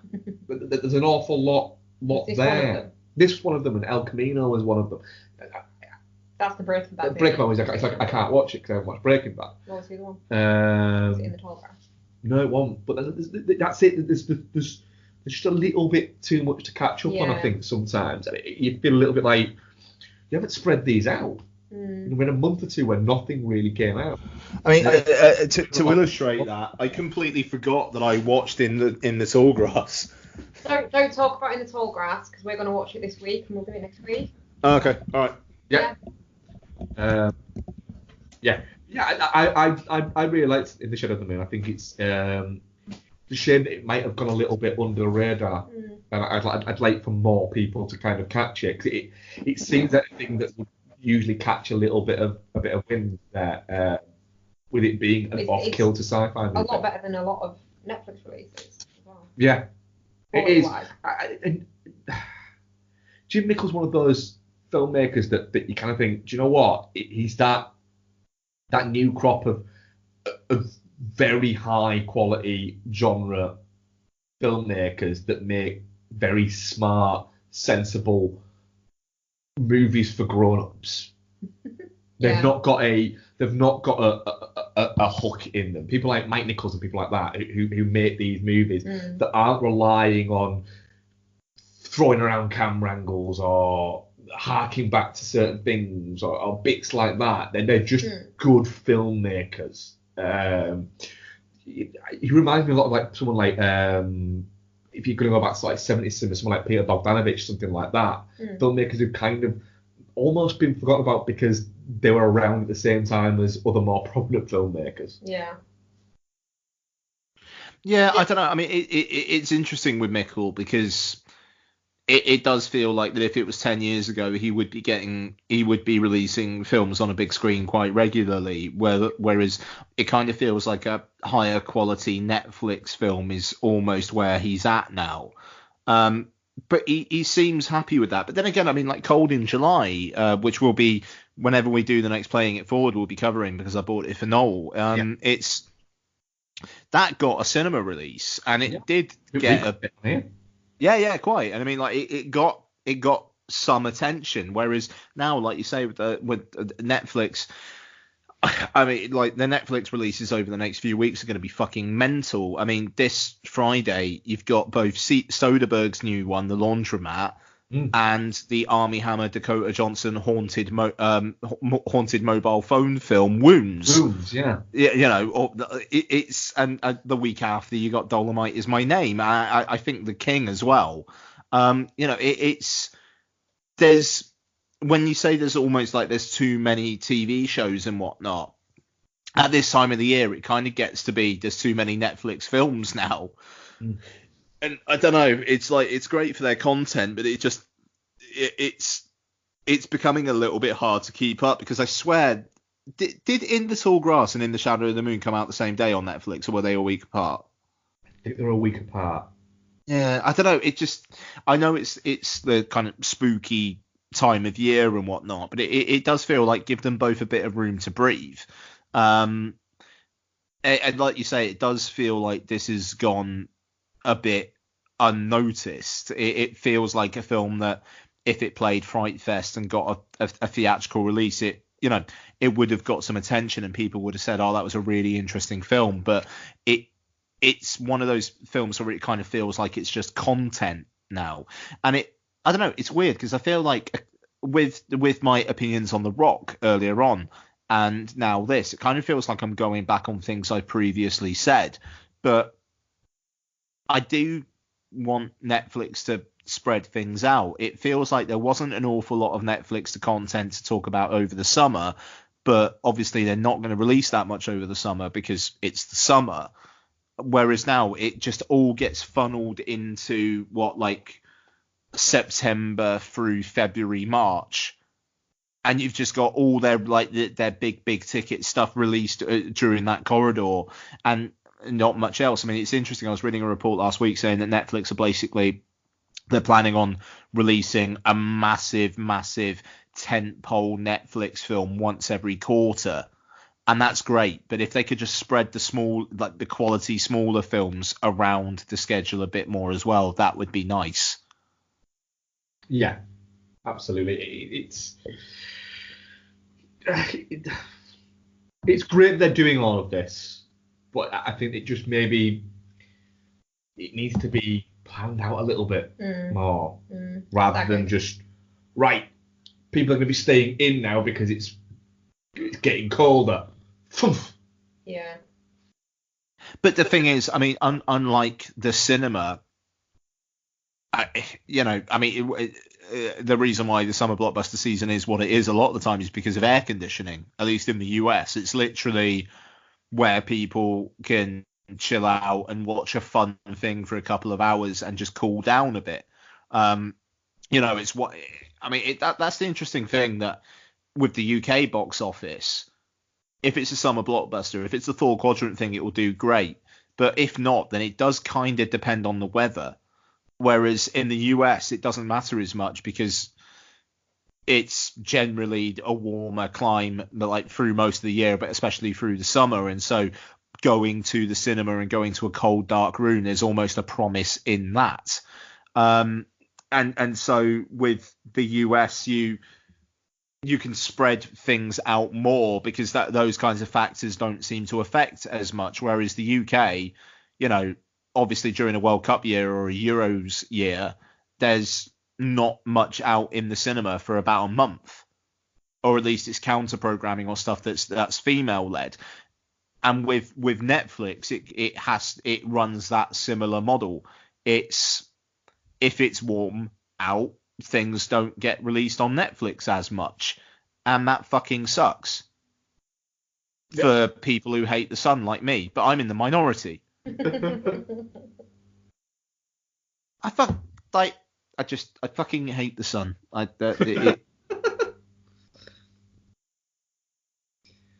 watched a murder mystery on a beach.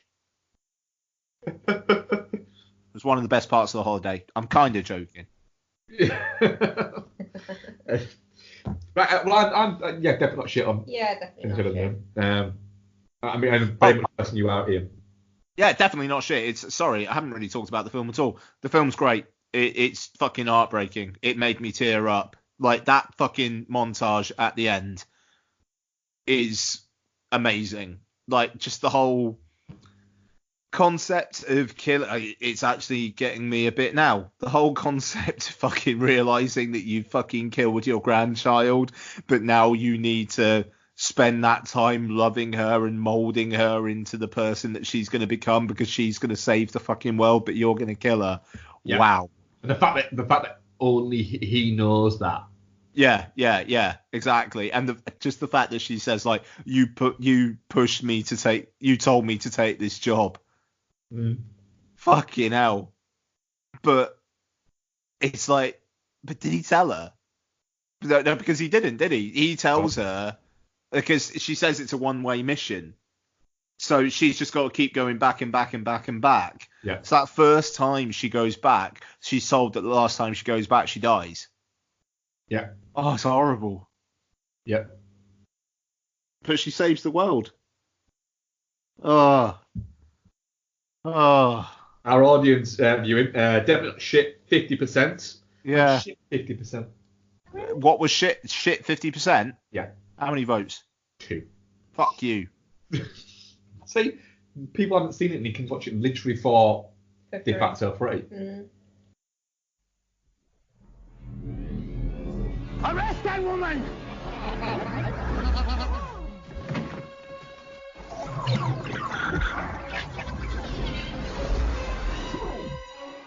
Quaid. Cut. Get ready for a surprise! We can't let him run around. He knows too much. They've got your bug. I get a lock. There! The bug's in your skull. Take this thing out of the case and stick it up your nose. Don't worry, it's self-guiding. Got him. I lost him.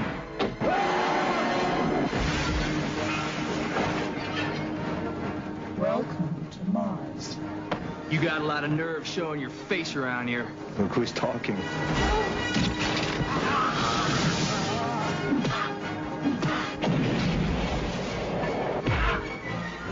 They erased her identity and implanted a new one. If I'm not me, who the hell am I?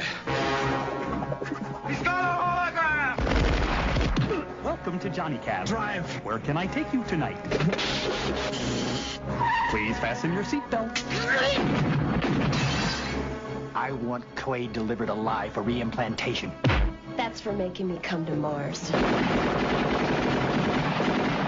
You wouldn't hurt me. After all, we're married. Consider that a divorce.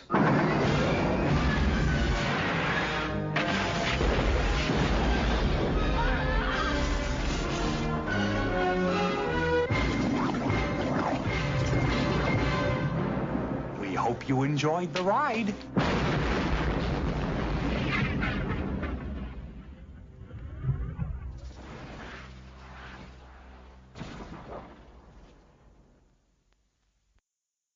So, Total Recall.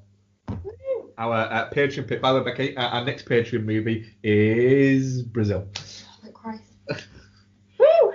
When are we doing that for? Next week. Amazing.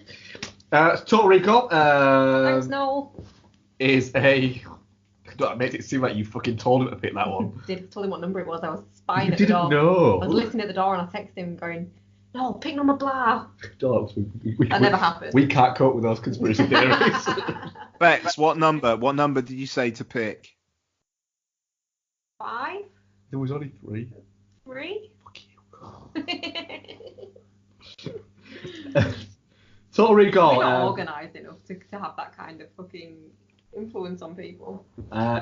It's a 1990 film directed by Paul Verhoeven, starring Arnold Schwarzenegger, Sharon Stone, Ronnie Cox, Michael Ironside. It's a Philip K. Dick, but we can remember it for you wholesale. Good writer. He is a very good writer, yes. Another quite big film as well. Yeah, he did what's going on. Set in 2084, Arnold Schwarzenegger plays Douglas Quaid, who keeps dreaming about Mars. To the point of where he actually goes to Recall to have a memory implant put in his brain that makes him think that he's gone on a holiday and gone to Mars. Goes for the secret agent He package. does go for the secret agent package. But then what have you know? Oh my god. Turns out he's actually been to Mars. He's got a memory cap. And he's got a memory cap, and shit happens. Don't need to go into it because you've all fucking seen Total Recall. Becky, I'm going to go at you on this one first. Oh, it's a lot of responsibility there. I don't know if I can cope with that. Total Recall. I fucking love Total Recall. Just everything about it is just awesome. Arnold Schwarzenegger's great in it. The practical effects are fantastic in it. Sharon Stone is a stone cold bitch in it. The slutty but demure, what's her face? She's fine. She's probably the only annoying bit in it, to be fair. Richter's good. He's the bad guy, isn't he? Who's the big bad guy? What's he called? I can't remember now. I'm blank. Ronnie Cox. Cohagen. Yeah. All the rebels are great. The three-titted woman's great. Everything's just fantastic in it. You can go. We'll get into it. Ian. My one problem with this film is the fact that Arnold Schwarzenegger is obsessed with another woman when he's married to Sharon Stone. He's not really married to Sharon Stone. Though. Yeah, but still. No, but like that's a if you're gonna take the red pill, it's not a fucking bad red pill to take, is it? No, that's it. It's you'd be fine with that one, yeah. I mean, like his job. He basically just like plays with a big drill all day. And he comes home and Sharon Stone's practicing tennis. It just the casting of Sharon Stone, I think, is really interesting there because it's like she is like the perfect, like almost like literally dream wife, I suppose. But it just is she too hot for that character? It just sounds awful. But there's a possibility that you can state from Action Jackson through to possibly Catwoman. I think there's a possibility you could state that is Sharon Stone too hot for this character? Yes. The answer is probably yes. Her performance in this movie is what got her the role in Basic Instinct. Yeah, it is, yeah. Her ability to turn on a dime from being sweet to psychotic is what got her the role. And Basic Instinct is a stone cold masterpiece. Mm-hmm. I've never seen it, but I will. What the fuck? Ian? Are you for serious, or are you just mark baiting? No, I've never seen Basic Instinct. Jesus Christ, even I've seen Basic Instinct. Are you alright, Matt? No. Mark is shook. I'm not.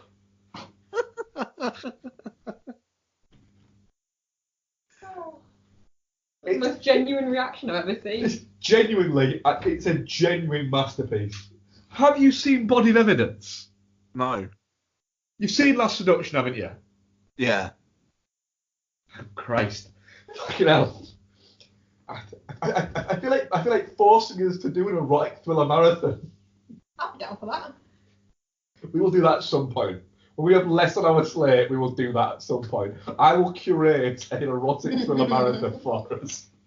I tell you what, the moment we get 15 patrons a month contributing, then I will allow it. Well, maybe one of our patrons could do us a solid and nominate Basic Instinct. Listeners, if you want me to create a 4-movie erotic thriller marathon for us to do, then please sign up to Patreon. You'll also get all the stuff we've already done, all the stuff we do in the future, but I won't just randomly pick 4/5 movies. I will put a lot of research into this. Yeah, you really will, won't you? Yep. I'm going to start researching it now just in case it happens. Continuing, sorry. I mean, I haven't seen Basic Instinct 2 either, but... I have seen that. I went to see that. Probably fine. I went to see that in the cinema. Of course you did. Stan Collymore's in the start of that, getting a blowy off Sharon Stone, isn't he? Yes, he is. Who'd you go to see it with, Matt? Myself. Yeah. Yeah, on my own. Oh. Yeah. Oh, by Zero. myself. Don't wanna be. I did want to be all that stuff in that movie. I wanna be all by myself.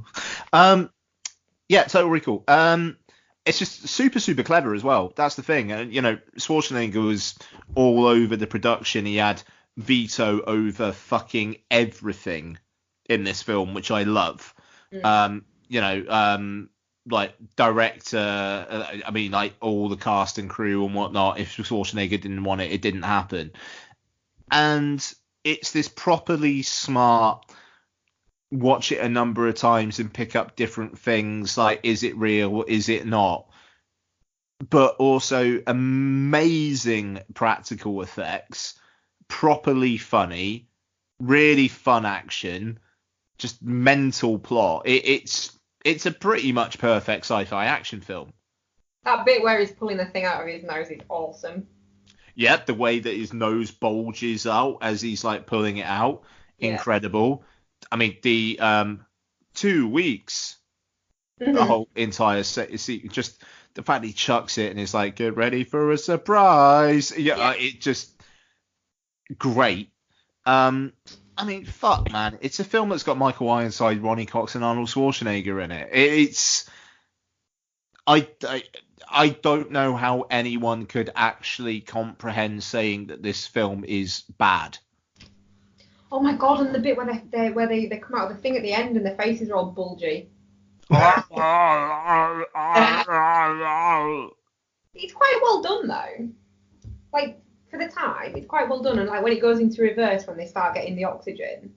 All the visual effects in this are fantastic. Yeah, they are. I love the fact that we've got model work in it as well. The model work looks brilliant. Yeah. I mean, it was like the last big budget movie where model work was primarily used.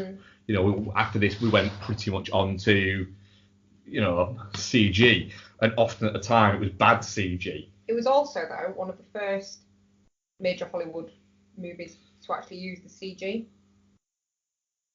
For the X-ray scanner thing. Yes. Yeah. So it was a bit of both. Yeah, but they had to draw over parts of that, I believe.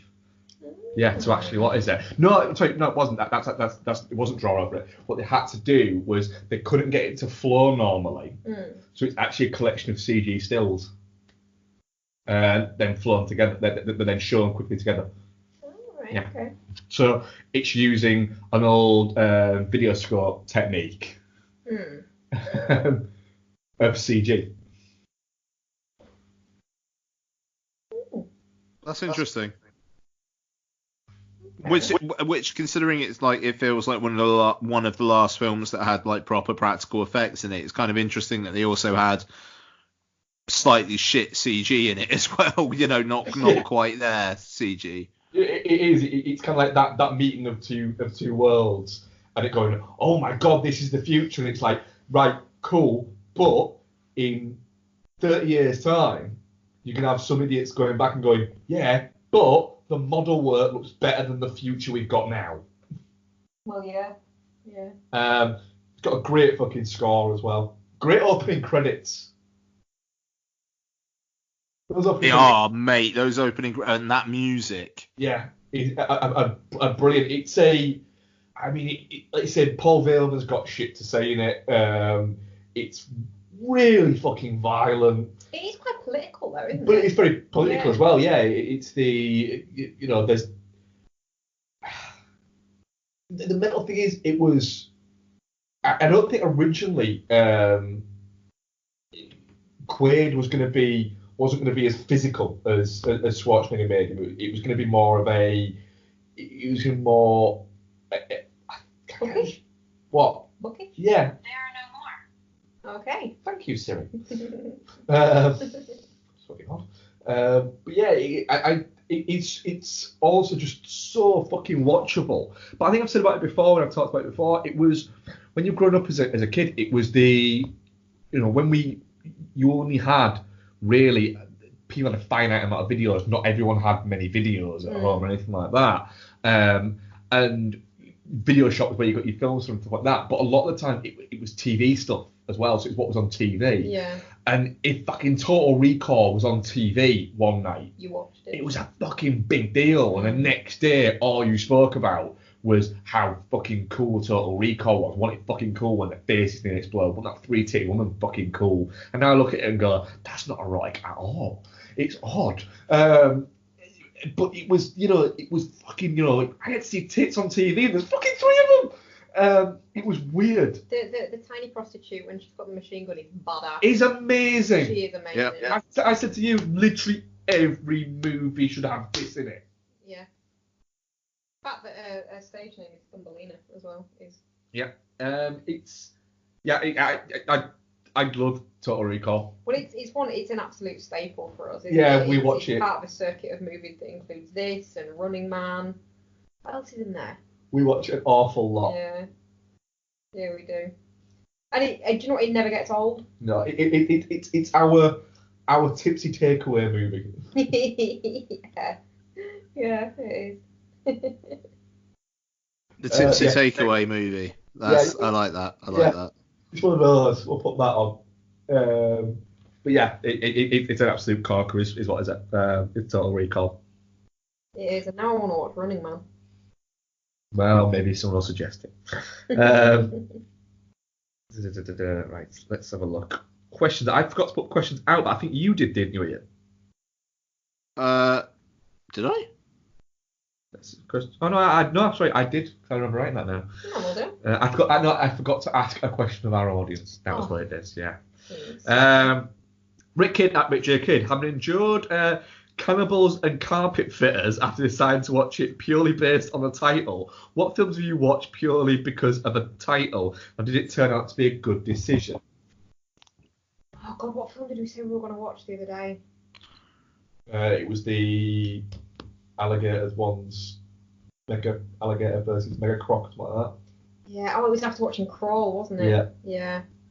What was that one we watched recently? Shark. What, the really sort of crap but good one? Yeah. The Geostorm in a bottle? Yeah, the Asylum movie. Hang on, let me see if I've got it in my letterbox. We should have it in your letterbox. Sharknado. Yeah. Strippers vs. Zombies was one that I watched based on the fact that it was called Strippers vs. Zombies. Scout's Guide to the Zombie Apocalypse as well. Yeah, which is actually really quite fun. Yeah. Actually, really quite a fun movie. I like that. Lord, I do tend to very much be led by film titles in the same way that when I'm buying wine, it depends on what the label looks like. If it's got a cool label, even if it's a wine I don't like, I'll buy it.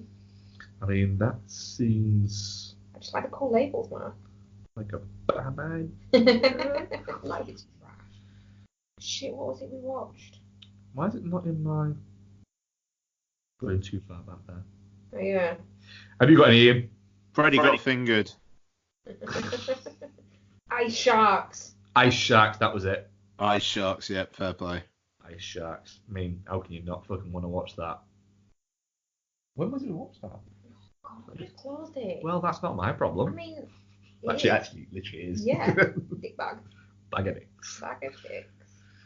Ice Sharks, I've got it there, it's alright. We watched it on the 22nd of July. I thought I might have forgotten to log it, but I haven't.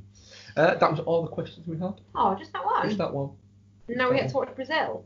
Like right now? No, not right now, no. Oh. Not tonight. No. I've also got that on Blu-ray on Steelbooks. Well, I said I've also got that on Steelbook because I've just sent Ian a picture of my Basic Instinct Steelbook. Look. Yeah.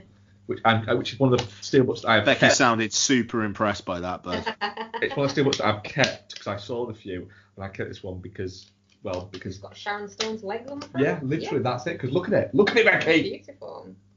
Shiny as well. Shiny. Yeah, don't know. I like shiny steelbooks. Use like matte finish ones, but this works. Yeah, it works. Yeah. Yeah. Mm-hmm. So what's our actual film for next week? Oh well, Shaun the Sheep, Farmageddon, surely. Did that come out a couple of years ago? No, Shaun the Sheep, the movie, came out a couple of years ago, and that film is fucking ace. Yeah. I am really, really looking forward to Farmageddon. I'm not even fucking joking. I'm really looking forward to taking lots to see that. That's not really our film, though, is it? Well, no, but so kind of deal with the devil. That's my big deal with you, your devil in this scenario. Well, there's Zombieland Double Tap. Is that this week? Yep. Oh. The Peanut Butter Falcon gets a limited release. The new Gavin Hood film Official Secrets. Maleficent, Mistress of Evil. Pardon me. The Laundromat and Wounds are both on Netflix. It's got to be Zombieland then. Yeah. I mean, I'll watch Zombieland. I'm fine with Zombieland. Yeah. You're very excited for Zombieland, right? I'm really excited for Zombieland. Oh, that's good. I mean, that's good. Let's do one that Bex is actually really, really excited about, because it kind of feels like it's been a while. Woo! Very excited. I'm really excited for Brazil as well. Alright, so it's gonna be you can host next week then. No, God no. Too much responsibility. So Zombieland 2 in Brazil. Okay. Yay! Cool. Woo! I'm gonna watch Laundromat and Wounds as well. Yeah, I'm gonna watch those as well. so could be a bit of a bumper show next week. And I'll talk about a Shaun the Sheep movie : Farmageddon. Yeah. So, I'm really looking forward to it. The Shaun the Sheep movie's fucking ace.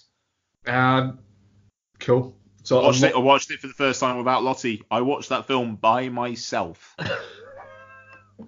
So a lot of content coming up on the next episode. So thank you very much, Becky. Thank you very much, Ian. We have been Film Bastards, a Pod Syndicate podcast. We are podsyndicate.com. At BexyFoz, at DoFoz, at Pod Syndicate, at Ian Loring. What? You're getting crazy now. Yeah. Also, $2 a month. Patreon/Film Bastards. Why not throw us some dollar, and you might get to hear me curate a erotic thriller marathon for two people who really don't want to watch those movies. I'm not that up for that. I'm probably more up for it than Ian is. You probably are. And Yeah. I'm a girl. Yeah. So what we're saying is, Ian's more of a girl than me. Is Ian? You're not up for watching Willem Dafoe eating Madonna's pussy while stood on top of a car. I don't know that I'm up for that. What's that one? Hang on, while stood Madonna, he stood on the bonnet of the car. So he's not stood on the car then? No, he's on the bonnet of the car on his knees. That's a bit different from being stood on a car. No, but Madonna stood on the car. And he's on the bonnet? Yeah. Sure. Have you not seen Body of Evidence? No. It's a powerful movie. Is it? Yeah. Like, yeah, how? That Dark City commentary. At some point. On the same time as we review Legends of the Fall. Once we get to 20 patrons. Okay. What? What was the fall? What? Is that not the other patron pick? No, Remains of the Day you're That's thinking it. of. What's Legends of the Fall then? Legends of the Fall is a Brad Pitt film. Brad Pitt and Julia Ormond. And what's Remains of the Day? It's a not Brad Pitt movie. Anthony Hopkins. Yeah. Oh. I've never seen either of them. I have. Remains of the Day is actually quite a good film, actually. Yeah. I'm fairly confident at this point saying we will never actually review Remains of the Day because Noel will never pick it. The thing is, I actually want to watch Remains of the Day again at some point. Because we've talked about that much, I want to rewatch it at some point. But I know I can't, and I probably never will. We'll find out when we're going to watch it. Thank you for listening, guys, and we'll see you next week. Bye.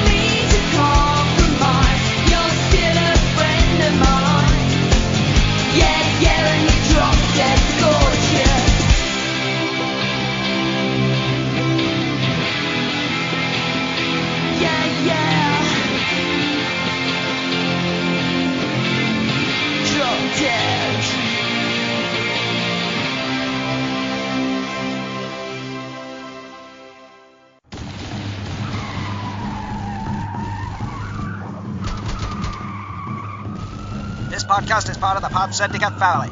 For more criminally compelling shows, articles, and conversations, head to wearepodsyndicate.com.